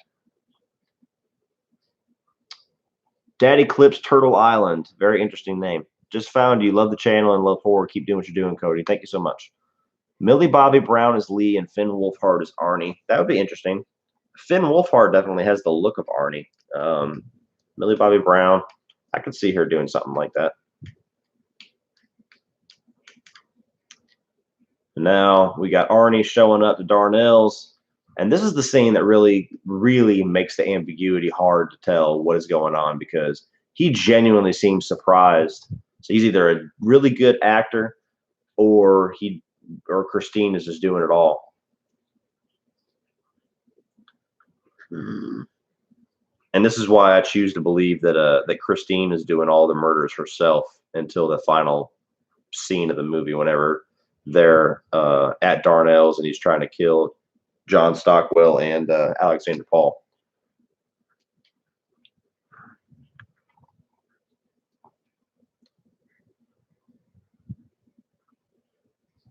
Do you think John was going back to his roots with doing Christine from the failure of The Thing a year earlier? Not necessarily. I just think that he was trying to do a more simple movie, because The Thing is very out there, very ambitious, probably painstakingly difficult. So I think just from the crushing defeat of that, with people bitching about that movie and trashing it, I think he swapped over and tried to do something that's a little bit more simple like this, just a movie with a car, a simple little murder mystery type thing. Cody, did you name your car? No, I have not. I have not named any vehicle that I've owned.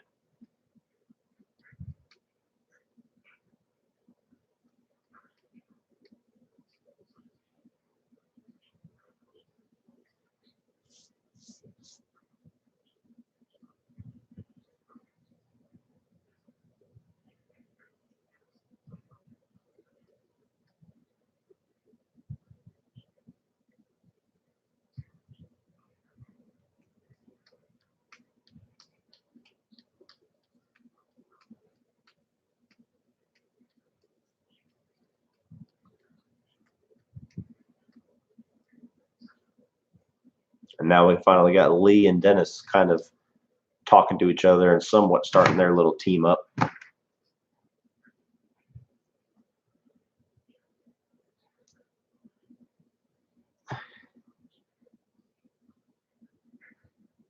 My dad loved this movie too. He was a classic car collector. That's cool.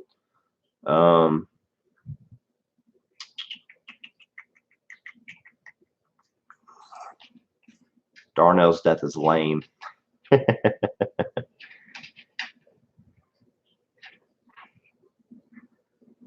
think James Wan would be a great pick to make the remake. Yeah, somebody suggested that earlier. I think James Wan would be pretty much good in anything.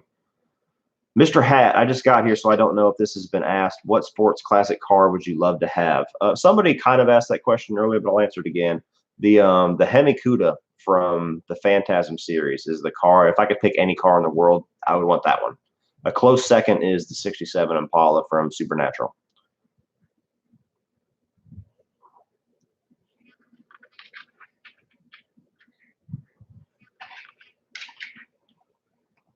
Tiger Man just wanted to say a big hello to Cody. Well, hello, Tiger Man.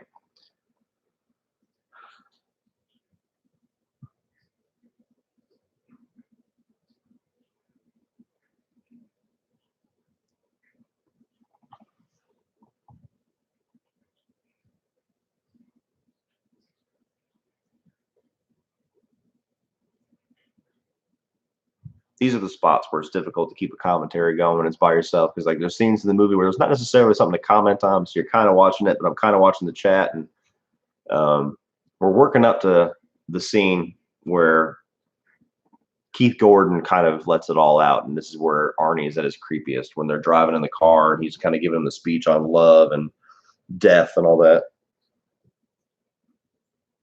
But you've got Alexander Paul walking away from the house by herself with some headlights coming on, and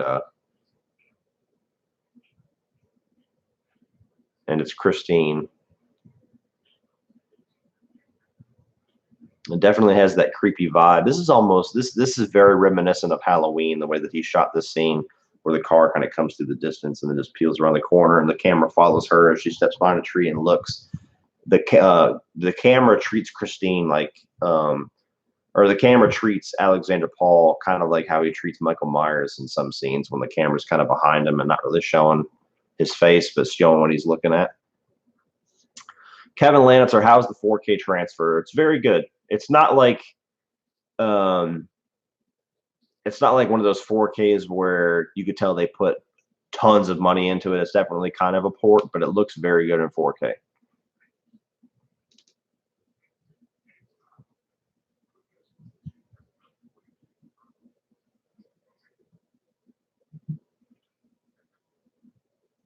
K Dizzle, going through a lot. You've helped me tremendously and get me through the toughest times. Well, thank you. I mean, I try to do what I can to provide you guys some entertainment. So even if just me talking about a movie kind of gets you through some hard times, I mean, that's pretty awesome. So hopefully your hard times get easier, man. Shelly from Friday the 13th Part 3 just died in that scene in this movie. He does look like Shelly. Fucking Shelly.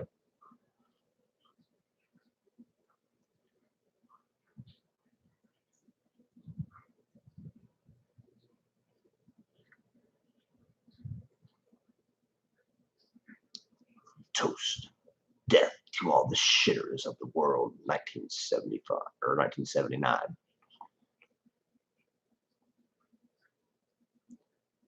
Let's drink to friendship. Oh yeah, that's good. That's real good. The way Arnie drives is something we all wish we could do one day, but we'd crash. Yeah, no shit. Just take your hands off the wheel, and the motherfucker will turn all the way over.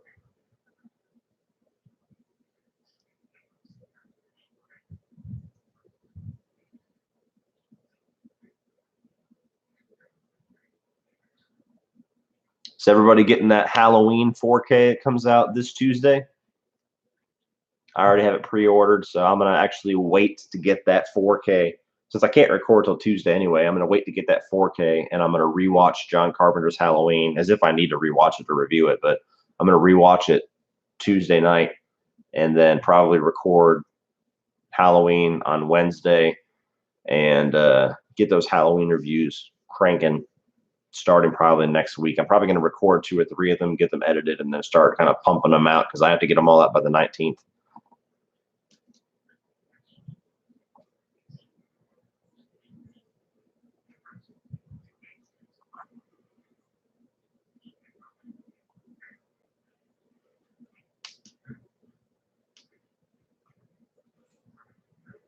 Good times. So what are the rules on doing movie reviews? How much footage can you show before it gets striked? Well, I've never gotten a copyright strike. I've gotten copyright claims where the studio that owns it takes all of the profits, but they still allow your video to be up. I've never done anything that's gotten a strike, but the rule of thumb is basically keep your clips less than 20 to 25 seconds. 20 is a little safer, but certain studios like Universal especially is horrible about it, to where if they pick up any video, I've even heard people that put like a picture of the movie up and they'll get a copyright claim. Like when I did my Jurassic Park and some other stuff, Universal just claimed it like that. But usually the rule of thumb, to keep your clips under 20 seconds and don't put too many of them too frequent towards each other, you're usually fine. The only times I ever get struck on anything as far as a copyright claim is if I use a clip that's more than 30 seconds. Sometimes I don't care. Sometimes I'm like, fuck it, they can have the money for this one because this scene is important to my review. So sometimes I'll put it on there. It's a little bit longer than 30 seconds or whatever. But yeah, that's kind of the rule of thumb. I've watched Halloween like a dozen times, only so much you can see. That's correct. The only reason why I always rewatch a film before I review it is because sometimes upon a rewatch, there'll be something very specific that I see that I want to talk about that if I just go off of memory, I won't think about. So anytime I do a big review series, I always watch the movie right before I review it, just because sometimes there'll be a scene or a line of dialogue or a shot or something will stand out that I'm like, I need to talk about that. And if I had just walk into my room, because I've seen John Carpenter's Halloween dozens of times, and just go off of memory and talk about it, which I can do and probably get a very lengthy review out of it, I prefer to do it the rewatch way and just cover all bases, make sure I say everything that I possibly want to say, because I really don't plan on ever revisiting any of my reviews. Unless my thoughts on a movie completely change over time, I don't see any reason to do. Kind of like how Lee does his revisited series, because he's a huge fan of Halloween and he has a lot to say. So he's doing multiple videos to get all of his thoughts out. And he's done like on location shots. He's done things to justify revisiting these reviews. I don't see myself ever doing that. So I try to get everything I possibly want to say into one video. And that's why I rewatch it, even if I know the movie by heart.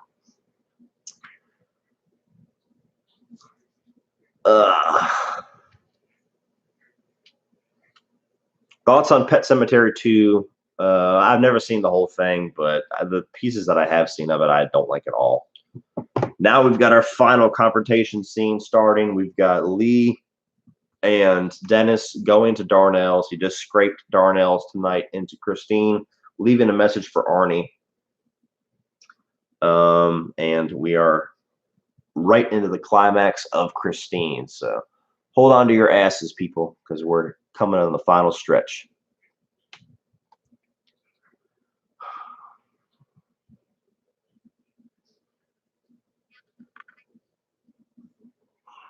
Congrats on 17K. Thank you so much. I was actually surprised how fast I went from 16 to 17.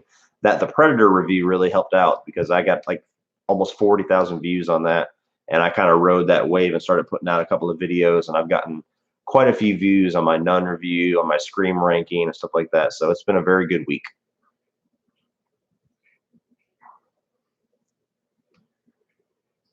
Thanks for all you do, Cody. You are more than welcome. I enjoy the hell out of doing it. I'm glad you guys do too. I like how in this scene they have a caterpillar, but they take the R off because of branding. It just says caterpillar.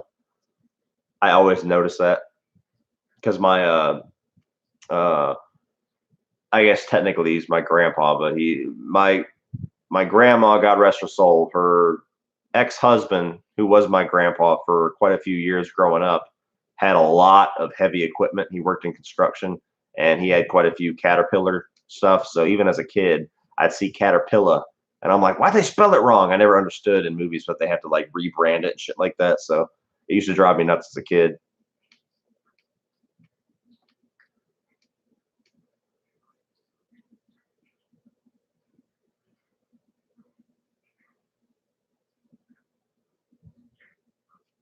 Arnie looks like a severe meth addict. Yeah, he definitely gets them dark circles behind his eyes.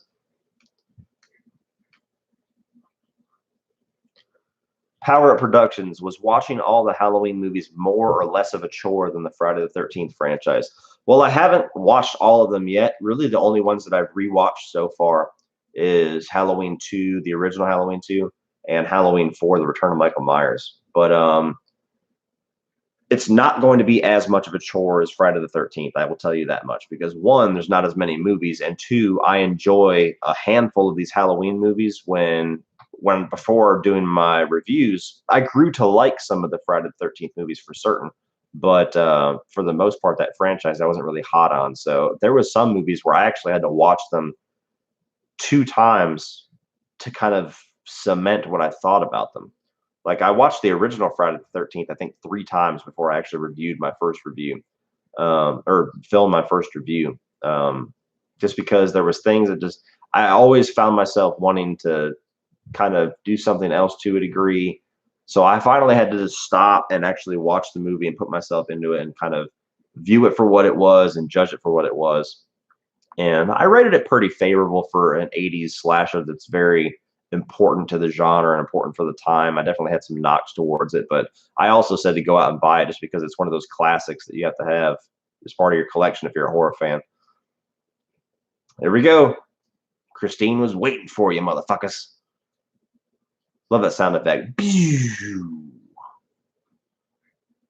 Run, Alexander.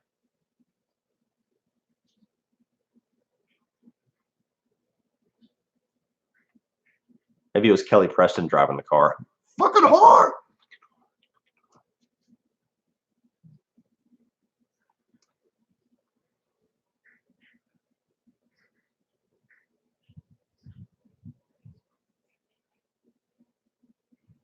True story. Rob Zombie met his wife at a strip club, and she was a stripper.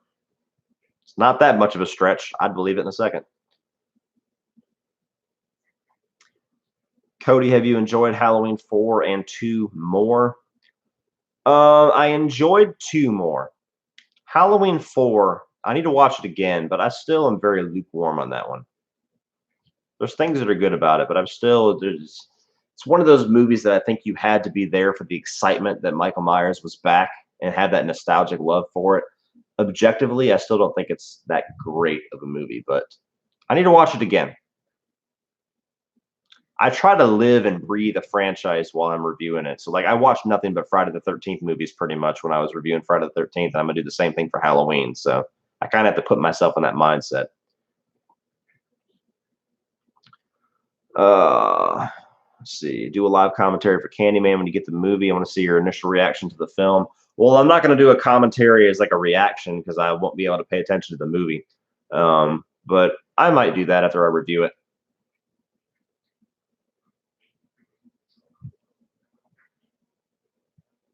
What would you rather watch, the Halloween remake or the Friday the 13th remake? The Friday the 13th one, hands down, because I love that remake. The Halloween remake, I need to rewatch it, and my thoughts might change. But my thoughts right now are the first half of that movie to the first 2/3 is almost unwatchable.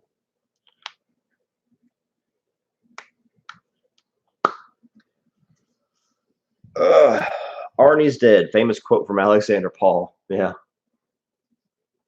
I love how I don't know if it was intended or if it was just an accidental awesomeness, but the way that Christine has crashed and kind of crumpled the front of the car, it almost looks like teeth in this scene where the metal's all fucked up and it's all sharded.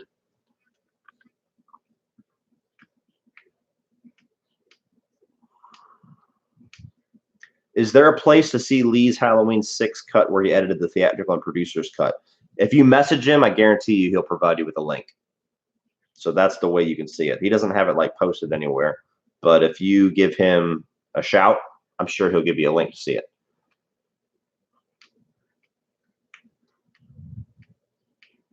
I love the lighting effect they put on Arnie in the scene too, where it's almost like blue. It's almost like the blue lighting effect they had on Michael Myers in the first film, where it just changes the whole color palette of the scene, where he's just sitting there and he's like, I'm gonna get these motherfuckers.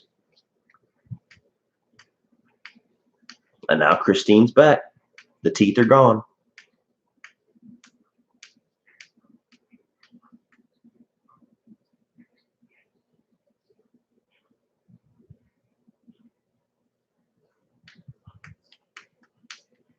Arnie, you done fucked up. That's what seatbelts are for.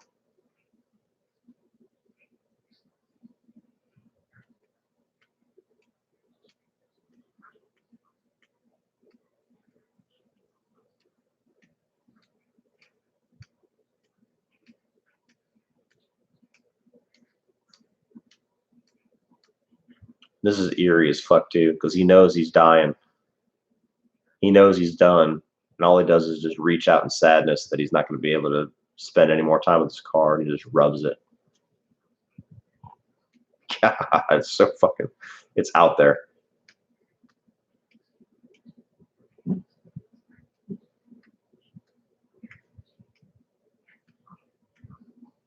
And they give you that little tease. The headlights go out, like killing Arnie kills the evil.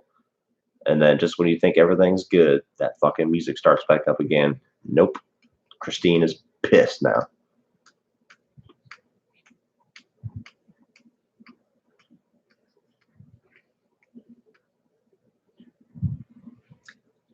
Tyshawn Anderson, Cody, man, what's it like to have this channel? Does your phone blow up with likes and comments every morning and like 21 messages on Facebook? Pretty much, man. What's it like? I mean, it's awesome. I love being able to do this, talk about movies, have people that actually give a shit what I think, that like watching movies with me, that like hearing my thoughts, that like talking movies with me. It's awesome. I love it. Even if there was no monetary gain to be had from it, just as a hobby, it's awesome. But yes, it does. It almost gets overwhelming sometimes how much people reach out to me, and that's a good problem to have. But I mean, like, I get likes and comments on my videos. I get likes and comments on Facebook and Instagram. I get Facebook messages at least 3 a day. I get Instagram messages at least 1 or 2 a day. And it's most of the time people are very cool. Just, hey man, love your channel. Thanks for the ad. Keep up the great work. And I'll just respond back. Thank you. Glad you enjoy it. Something along those lines. That stuff's great. Once in a while, you get people that are really kind of creepy and weird with how much they will message you. Lee from Drum Dums will tell you the same thing. There's people out there that will message you and you don't message them back right away, and they'll message you again and again and again. And we have some people where we have literally gotten a message from them a week like one message a week for like 3 months of just asking random questions with neither of us answering them because of the way that they've kind of stalked our Facebook page, and they still just send more questions and send more questions. It's just odd to me. It's how some people present that whole thing. But yes, I get it. It's very overwhelming how many messages and stuff I get, how many tweets I get, and I try my best to keep up with all of them. But like I said, it's a good problem to have. It always makes me laugh too in the scene when Alexander Paul, when the car is slowly creeping up on her, she's just like,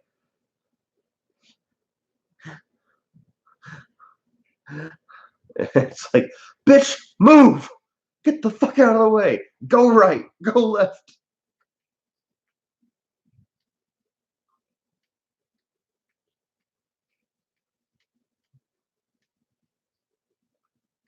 And now John Stockwell ain't taking no more shit. Now he's tired of Christine. He's like, all right, time to put the pedal to the metal.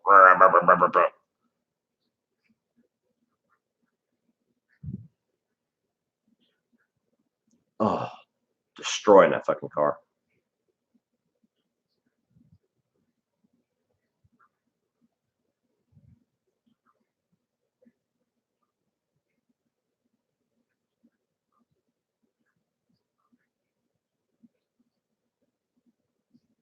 Christine getting fucked up right now. Daniel CM, just subscribe to your channel because I enjoy your Scream movie reviews. Well, thank you so much, man. I'm glad you enjoyed it. That was a fun series to do, and I'm glad I finally got to do them.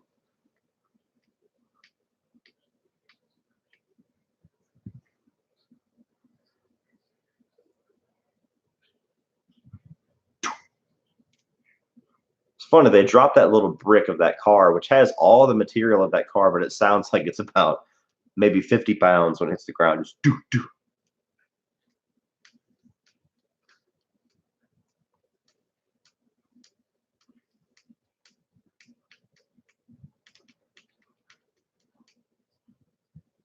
Real hero could have saved Arnie.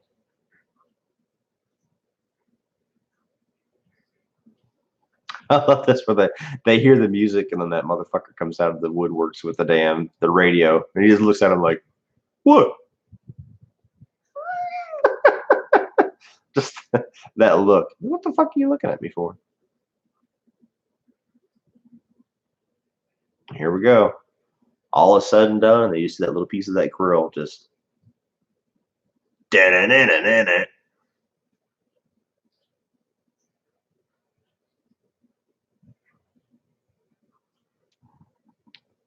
Fuck yeah. Christine. Gotta love this movie.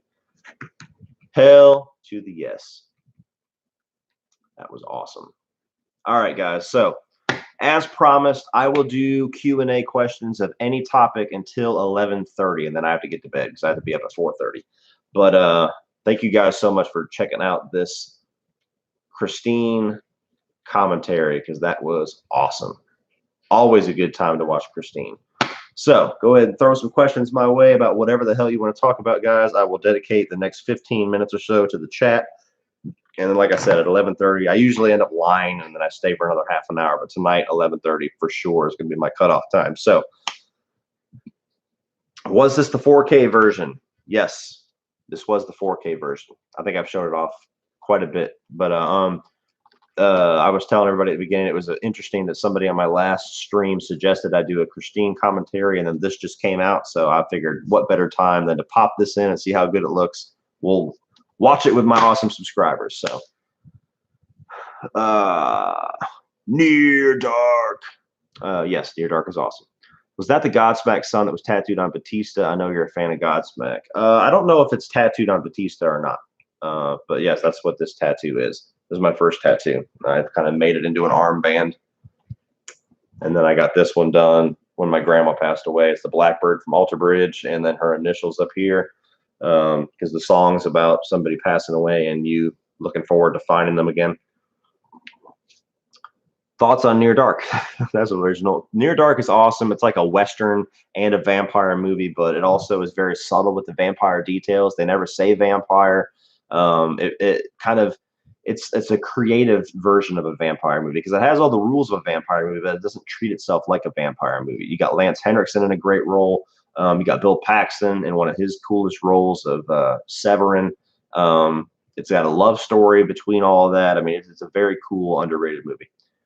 People rag on Friday the 13th remake because of Trent being such an asshole, but that was just him doing a really good job. Thank you. Thank you. People bitch about that all the time. Oh, Trent was just a dick. He was supposed to be. If you hate him, then he did a fucking fantastic job playing his role. And I think he's an entertaining dick. He's a dick to the point where it's entertaining. So yes, it drives me fucking nuts, some of the criticisms I hear against Friday the 13th, because it's always shit where I'm like, so you forgive all the other Friday the 13th movies for what you're bitching about, but because it's a remake, suddenly it's a crime. It just drives me nuts.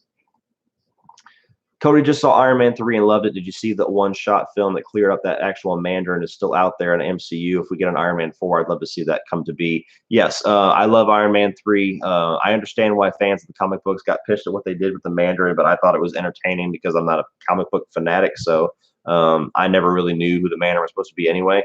So it worked for me. But yeah, they have a little short film where the Mandarin is still out there, and I think they did it just to kind of satisfy the fans. I don't think they're actually planning on doing anything with it. Jesus, you got to be up at 4:30 and you're up at 11:30. You're a madman. Yeah, man. It's sometimes I pay for it, but I've always been a night owl. In this job that I just got, like, it'll be a year here soon. They start at 5. It's fucking painful sometimes. Like, it really drains me throughout the week because even if I'm dead ass tired, I come home tired. I'm like, man, I want to go to bed now. As soon as I get home, I get like an energy surge. I start recording, or I might sit around and just watch TV or whatever. I might just be playing with my kids. And I'm lucky if I get to bed before 11 o'clock. Even if I'm laying down at 9, it just, for whatever reason, I just can't get my body used to going to bed before 11 or so. So I always kind of have a fucked up sleep during the week. If I was going to make a Christine sequel, I'd bring back John Stockwell, Alexander Paul to play Lee and Dennis. You probably would never get them back, but it's a good idea. Best 4K transfer. I think, what's been the best one so far? I can never. Somebody asked me that question on my last stream, and I couldn't think of it. And then I thought of it later on, and I was like, I need to remember that, and I fucking forgot it again. I don't know. I can't think of one. Let's see. Slasher question: have you seen the Scream season 1 and 2 yet? If so, thoughts? I have not seen it yet. I'm curious to check it out. When are you going to get a Stone Sour tattoo? I've actually had an idea for one for a while. There's a picture on the House of Golden Bones album of a church, like an old-fashioned, just basic church building on fire. It doesn't really look like a church, but if you read the album and you listen to the songs, it's a church. It just looks like a building, though. A building that's on fire. I was going to get that, but on the side of the building or in front of the building somewhere, there's a Stone Sour design of this angel statue, and it's got like this wreath going around it with I forget. I don't think it might say Stone Sour on it, but I was going to get House of Golden Bones in Latin, which is actually on the House of Golden Bones album, written on that. So it'd be like the burning building and then the angel statue off to the side with House of Golden Bones written in Latin. I haven't jumped on it yet, though, because I don't know. These tattoos were very important to me just because Godsmack was one of the biggest things that got me into playing guitar, and for my grandma, obviously. But I've got a couple of ideas for tattoos that I haven't jumped on yet. I also thought it'd be cool to have like a sleeve of different music references, like maybe on this one, have the House of Golden Bones thing. And then I was thinking about having the tree from Fear of the Dark from Iron Maiden, because I think that's one of the coolest album covers. Like maybe the tree on the side of the church has that, and you got Eddie in the tree, and kind of work it all together. I don't know how I'd work in the blackbird. Maybe the blackbird's flying away from it or something like that. But that's an idea that I have. If they announced a new Freddy movie with a complete CGI Freddy with Robert Englund providing the voice, would you be pissed? Yes, I would. Let me see. Have you seen Wolf Creek? I've never gotten through the whole movie because the movie's extremely slow in the first half. I've seen like the last third of it, though. Not a huge fan of it. Doggy or missionary, Cody. That is funny. Wolf Creek season. First one was awesome. Season 2. Yeah, I didn't see the TV show. If that was what you were asking about. Would you like to see a Halloween video game? I mean, it depends on what they're doing. If they're just going to do it like Friday the 13th, not really, because that movie was cool for the fans, but it doesn't really play all that good. And I get bored with it quick. Cody, would you do Jaws reviews? Eventually I will. Yes. Now that I'm working through the big slasher franchises, I'm going to start looking at other things. So I'll have Jaws. I'll have like the Evil Dead. I might even branch out of horror and do like the Die Hard franchise. I'm going to do Breaking Bad eventually. So once I get these big slasher franchises under my belt, which Halloween is pretty much the last one, I'll start doing some other ones. And Jaws is definitely on that list. Can you do a video where you read hate mail like Dave McRae did? The video he did was hilarious. I don't know, because the only problem with that is when you do a video dedicated to the trolls, you invite more trolls, and trolls are already annoying enough. Like, I don't get butthurt about them. I don't get emotionally invested in anything anybody says. I've had some very vile, disgusting things said to me, and it doesn't faze me at all. So it's not like it's going to hurt my feelings, but it just gets aggravating having to scroll through it when you're trying to actually manage a channel. And I've had a couple of friends of mine with YouTube channels do like a reading mean comments video or whatever. And basically it's funny and it might be entertaining, but all of them agree that once you do that, the trolls blow you up to try to get on the next video. I just don't feel like inviting that. I'm sure it was funny though. Hey, Cody, just saw your ranking of the Scream franchise. Good ranking, but I think Scream 4 is worse than 3. I will never understand that. I respect your opinion, but I will never understand those that think that Scream 4 is worse than Scream 3. Now, I don't think Scream 3 is nearly as bad as people try to make it out to be. Like, it's not on Freddy's Dead level. It's not on Jason Takes Manhattan level of bad. It's just, it's a watchably bad Scream movie. Damn, hiccups. It's a watchably bad Scream movie. But Scream 4 to me, like I said, it was hard for me to decide if it was the second best or third best. I mean, it's just, I have like Scream 1, 2, and 3 are pretty close to each other, or 1, 2, and 4 are pretty close to each other, and Scream 3 is kind of down here. So I don't really understand that. Let's see.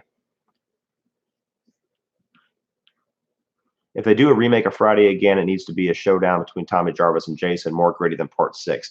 I actually have a pitch idea that I was talking about. I've talked about it on another video. I talked about it on Killer Flicks. If I was still doing my Pitch Wars video, I would do this with CP. But my pitch for a sequel to the 2009 Friday, for a new Friday movie, would be to have, like, Jason's done. Like, after, I guess, the ending of that where he presumably kills those two characters, that after he jumps out of the water, he's kind of disappears again. And he's back to being an urban legend around Crystal Lake. They reopen the camp of Camp Crystal Lake, modern times. The movie takes place on the camp. It has kids running around everywhere. It feels very much like Sleepaway Camp. But there's a kid in the camp that gets bullied. Again, much like Sleepaway Camp, the way that they treated Angela. And the kid gets pissed off. He already knows about the whole Legend of Jason thing. And somehow, which I haven't worked out the details on, he resurrects Jason. I don't know if he does something to bring him back or if he just goes to where his mother dies. Something. You know, the details notwithstanding, he resurrects Jason unknowingly. And Jason starts taking people the fuck out. And they're not sure who it is. They don't know who to blame. And it's much more like kind of the classic Friday the 13th, where it's like, who done it? We know it's Jason, but they don't know it's Jason. And then at the end of the movie, the kid has to be the one to stop the evil and put Jason back into the ground, which he does. And then the final scene of the movie is the parents coming to pick up the kids to get them out of this situation and take them all home, and they clean up all the fucking bodies and everything. And the kid who's getting bullied is revealed to be Tommy Jarvis. So that's my idea. It would be a cool little spin. Again, details that I would have to work out. That's just kind of a little thought that I've had in my head for a while, but I thought it'd be cool. Would you say Goodfellas is as good as the movie The Apple that you reviewed? That is opposite ends of the spectrum, my friend. The Apple is one of the worst, if not the worst movie I've ever seen. I hate Freddy's Dead more, but The Apple is a worse movie than Freddy's Dead. And Goodfellas is one of the greatest movies ever made. So, polar opposites. Since there's a new Transformers movie about Bumblebee, can you review all 5 of the Transformers films? Probably not, guys. I know it'd probably be entertaining. I like the first Transformers. I haven't seen it in years, but I remember liking that one. Hated the second one. Have not watched a single one since because I've heard that they get worse. And I don't even really know if I'm going to see Bumblebee. I might take my kids to go see it if I hear decent things about it, but I just don't care for the Transformers films at all. Not the way that they've been done, at least. Movie reviews on Scary Movie 1 through 5. I only like the first two. So there's your reviews, but no, maybe. I don't know. There's many more movies I'd rather do than those. You should try Pitch Wars again now that you have 17K. It will definitely be a big hit. Possibly, you'd be surprised. Even some just one-off, like even when I do like the Phantasm reviews, those top out at like 2,000 views. But if I do a Scream ranking, it gets 2,000 views in 6 hours. So it's finicky the way views work. Even though there's 17,000 of you that get notifications when I do a video, only 2,000 watch a certain type of video. So I'm worried about dumping the amount of time and effort and editing and planning that it takes to do those Pitch Wars videos, which it takes a long time. Like when all is said and done, maybe 10, 11 hours to do one video for it to tank, which the second episode did. So I'm a little gun shy on it. Maybe eventually, but it's just hard to justify. Cody, what are you going to be for Halloween? If I get my, it's 11:30. So I'm going to do 5 more questions, guys. What are you going to be for Halloween? If I get my Halloween 2018 mask in the mail by then, I'm going to be Michael Myers again with the new mask. But if not, I haven't quite decided. I'm not exactly sure. Let me see. What direction would you take the Chucky remake? Well, the direction that even though people are freaking out about it, the direction that they're taking it with this AI sounds interesting to me. And it sounds different enough while keeping the spirit of Child's Play going. It's going to feel the same. It's just going to be an AI instead of a serial killer's soul. So that sounds interesting to me. It's not necessarily the direction I would have thought of at all.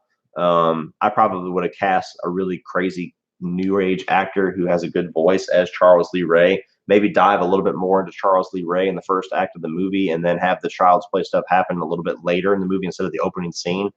But I would definitely, the way that they're doing it where they're going to have Andy and his group of friends, I think that's a good pick. And I probably would have done something similar to keep the focus off of just one kid. Kids have friends. If you have a cool toy, you go and you show your friends. So I definitely think that's a good direction to make Andy a little bit different. He's, a little bit more of a it feeling where you have kids against evil versus just one character. So yeah, I'm very interested in the direction that they're taking it. So that's kind of my answer. Let me see. I know this is inevitable, but review of Halloween 2018 on October 19th. The plan, I'm not going to count this as a question, by the way, so I still have 4 more questions. But the plan so far, my girlfriend works at a movie theater, and she can bring people in to see a movie Wednesday night at midnight before the movie actually hits on Thursday when they do their quality checks. So as of right now, my plan is to go in on Wednesday night with her, get somebody to watch my kid overnight, maybe my sister or somebody, hopefully will stay the night.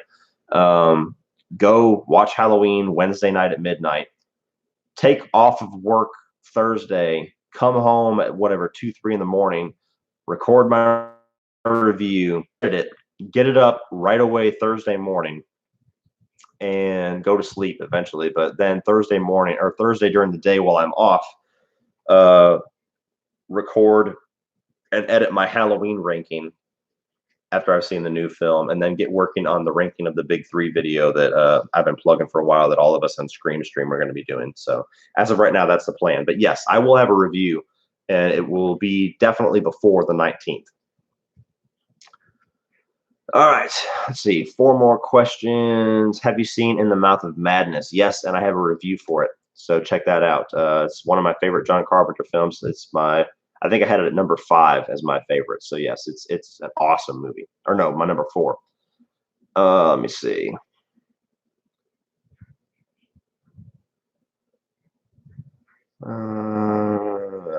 Cody, John Carpenter or Wes Craven? I will give the nod to John Carpenter. Wes Craven gave me Freddy Krueger, which is a huge, huge important thing for me. but I definitely think John Carpenter is the better overall director. There is more John Carpenter films that I love than Wes Craven films. But I mean, you're comparing two geniuses. So, uh,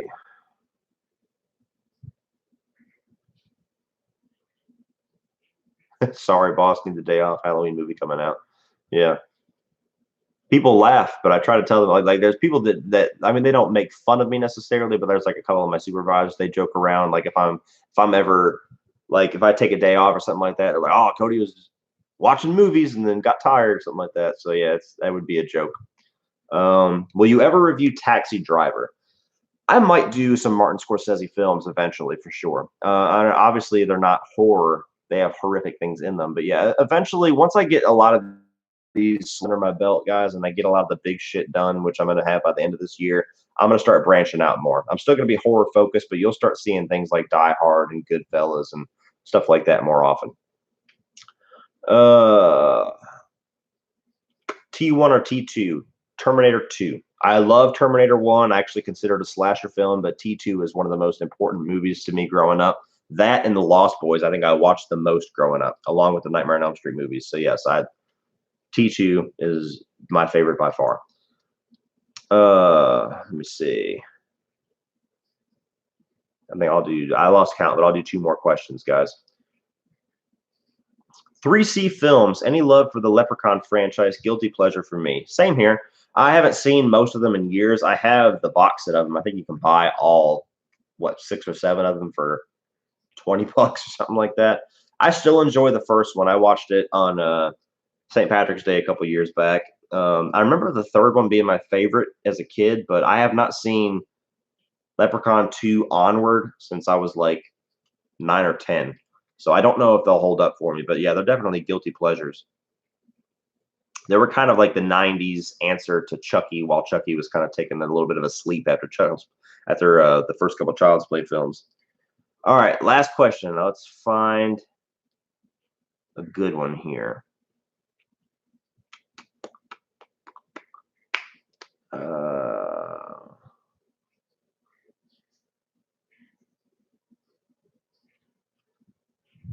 Drum roll. Yep. So as soon as I see one that's really interesting, go ahead and chime some in, guys. Let's see.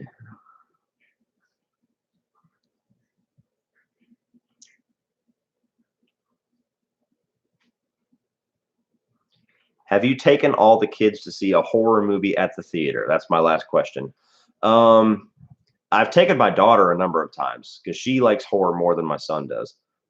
He actually, for a while there, didn't like horror. He was very kind of skittish. I think his mom and his grandma, before I ever got together with Holly, had him convinced that he was too scared to watch them. So he just believed that he was, when in reality, he could watch them just fine. Like I watched Christine with him. I watched Fright Night with him, and he enjoyed it and was laughing. It's just, you have to keep the environment fun. Like you can't let him be in an environment where you turn the lights off and you hide behind the couch and try to scare the fuck out of him and stuff like that.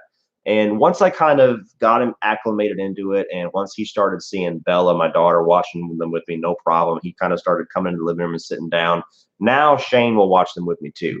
But when it comes to going to the theater, I tend to take Shane to the comic book films, Marvel films, action films, stuff like that, and I tend to take Bella to the horror films. That way, I kind of trade off. I'm not like only going to the movies with Shane or anything like that, because Bella doesn't really get into the comic book movies as much. She actually fell asleep at 2 of them that I took her to. So that's kind of how I traded off. I took Bella to see Hereditary. I took Bella to go see The Purge, the first Purge, and something else. I don't think I've taken Shane to see a horror movie yet. So, but the question always comes up too: do you think it's right to take your kids to horror movies or whatever? Again, depends on their level of maturity. Depends on how much you've taught them the difference between reality and a movie, and what things you repeat, what things you don't repeat, what things you need to understand are bad. Like if you know your kids aren't retarded and they understand right from wrong and they have morals and all that kind of stuff, I don't see any reason for it. And I also don't have any problem if you say that, I don't want my kids to watch horror movies until they're 11 or 12 years old. I think that's sheltering them too much, and then they're there's things in life they're not going to be prepared for, but that's your opinion as a parent. But I can't stand people that, like, if I say, like, I had somebody bitch me out on my Hereditary review because I think I mentioned that I brought my daughter to it, and he's like, "Oh, you're a horrible parent. Do you understand that kids see things and it affects them the rest of their life?" Blah blah blah blah blah blah blah. I would have tore that fucker's head off if it would have been in real life, like not in a comment section, because I just cannot stand, one, for people to be judging you, or like, unless it's something obvious, like you're just beating your kid in public or something like that, or you're fucking pushing their face into concrete, then step in. But like, if I can't stand people that just chime in, like, if I was that parent, I wouldn't be doing that. Well, you're not their parent, so shut the fuck up. Nobody has the right answers. We're all out here doing the best we can. So that turned into a rant. But thank you guys so much. That is the Christine commentary, another commentary in the under the belt. Promised you guys once every 2 weeks. I try my best to keep up with that. As far as the next one, I'm not sure what I'm going to watch. So I guess in the comment section after this video drops, and YouTube puts it into my library, if you guys want to come back and post a comment in the comment section once you're replaying the video, and post some suggestions for the next commentary, I'll take that into account. And if somebody chimes in with a great idea, like somebody chimed in for me to do Christine, then I might be inspired to do it. So we'll see you guys in 2 weeks with that. Keep an eye out for the Halloween reviews. Everybody have a great night, and I need to lay down, and yep, ending 10 minutes late. Yep, I know. I'm a liar. I need to get some sleep. So thank you all so much for watching. You guys are awesome. Have a great night, and see you later. End stream. Is it working? There we go.